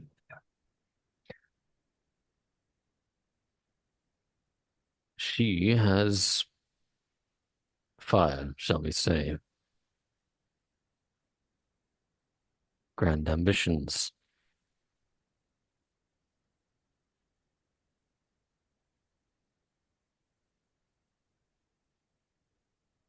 I think it's something that runs in the family. She reminds me of Rowen. And if I'm not mistaken, you two have butted heads more than once in court, have you not? We have, but in the time I've been with House Leora, yeah, in her words, I've grown. And talking to her, it seemed that perhaps we had more in common than I realized. Sounds like I've been letting you have too much fresh air or something. Hmm. I apologize. Yes, no. We've certainly already discussed that Ilya brings certain unique elements to the table. Aside from the fear that a marriage to her would put into the other nations, she rightfully pointed out that it's unlikely they'd be able to respond in time in any meaningful way. That is true. And the Democracy main is a slow thing, thing. she illuminated me on a matter that I hadn't even considered. In the wake of the mourning, there are many dragon-marked heirs who have not returned to their houses or have even been disowned. Really. I mean, I knew we had some exorciates around the camp, but I didn't know it was extensive. By the way she spoke, it sounded like quite a fair few. Well, maybe something to investigate. Maybe to just see how many and how much influence she actually commands in that regard. If she means to say that she could bring the power of a number of exorciates to help New Cyre, that could be You would have numerous dragon-marked allies loyal not to their houses, but to you. And that, well, that's his significant power that cannot be ignored. most certainly. Well, I would ask you or whoever else from Leora you would entrust with the mission to maybe investigate this and see just how much influence she actually has, how many associates she actually Mm. has. Because if what she says is true, it could be very beneficial, but if it's only a handful, it might either way. I'll see if I can't have. I think Lois would be suited to such a investigative task. Excellent. Well, you have been most thorough, Cross. Um, yes, Lady DeCaneth has much to offer. We'll keep at it. You're doing excellent work. Thank you very much for your loyalty. Not at all. And if you'll know, it is only a small thing. She is familiar. That is true. She understands. She's been there some time. She helped us build this very memorial. Speaking to her, it sounded like she really wanted to. Well, she had sincere desires to help the Syrian people, which that, above all else, is perhaps the most important factor. That she is there for your people, not for anyone else. Well, perhaps I might speak with her now, as I see her available. You've done very well, Cross. Keep at it. And, well, remember what I've asked. He says, he's a bit of a not enough butter over too much bread right now. He's got you and he's got all these suitors. Yeah. So he says, keep at it, Cross. Thank you. And he will proceed. He doesn't go right to Ilya. First he goes to the Baron Rowen. He says, excuse me, Baroness Leora, if I might have just a briefest of moments. Would you do me a small favor? Most assuredly. What can I do for Could you? you, could you keep an eye on Cross? He's acting very unusually. I'm sure it's nothing, but if you could just thought, being the Baron of your house and all, I thought I'd let you know that he seems a little out of character lately. Very well. Um, There's a bit of a smile as he's like, there's probably genuine concern behind it, but you get the sense that and she smiles there's back. probably going to be a laugh that comes out of this, you know? I would very much like to talk to you. Maybe not in all the fancy clothes with all the eyes around. Certainly.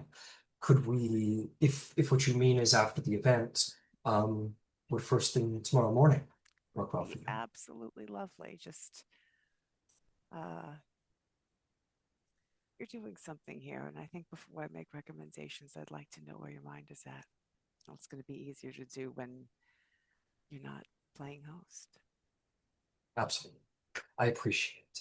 And may I just say once again, I am very, very thankful for Leora's help uh, in this season to come. I want to make the right decision for my people, and I have no doubt all of your influence will be essential to making that choice correctly. Thank you for this. She's going to look at the wall. Oh, it's not worthy of thanks. I couldn't imagine New Cyre with it. If you want to thank the architect, he'll point ahead in the direction of Ilya, and he says, "When I'm done with her, you can say your thanks as well." She, it was her idea. You know. Well, she was the architect. Baroness, thank you for your time. Your Highness. And he will proceed over to Ilya to have a conversation. And the night will roll on next session, and there will be more conversations and more stuff to go, and maybe things won't all go according to plan. Maybe things will. We'll find out. But that was funny. Cross is like, fuck the Warforge, go with the Canists. And Warbrave is like, who the fuck are you? I don't know. I have to like You, if I can't find a way to kill her, at least dissuade him from marrying her. So I have to at least make that effort. And Absolutely. to be fair, Cross was actually being honest in that like he finds her blind optimism just really naive and kind of annoying. Yeah, Cross is a little bit of a he doesn't like optimism. you can all you can roll a natural 20 It's a persuasions all she's you a want, but I mean you finish. she is the foil to the Lord of Blades in this game, right? Yeah. Lord of Blades is very like doctrine, religion, separatist, plans, whatever, a very rule by fear, conquest. And she's very much like lead with hope and optimism, dreams of the future, while mixing it with like, let's make these happen with capable people. So she's a dreamer. The Lord of Blades is a He's a downer.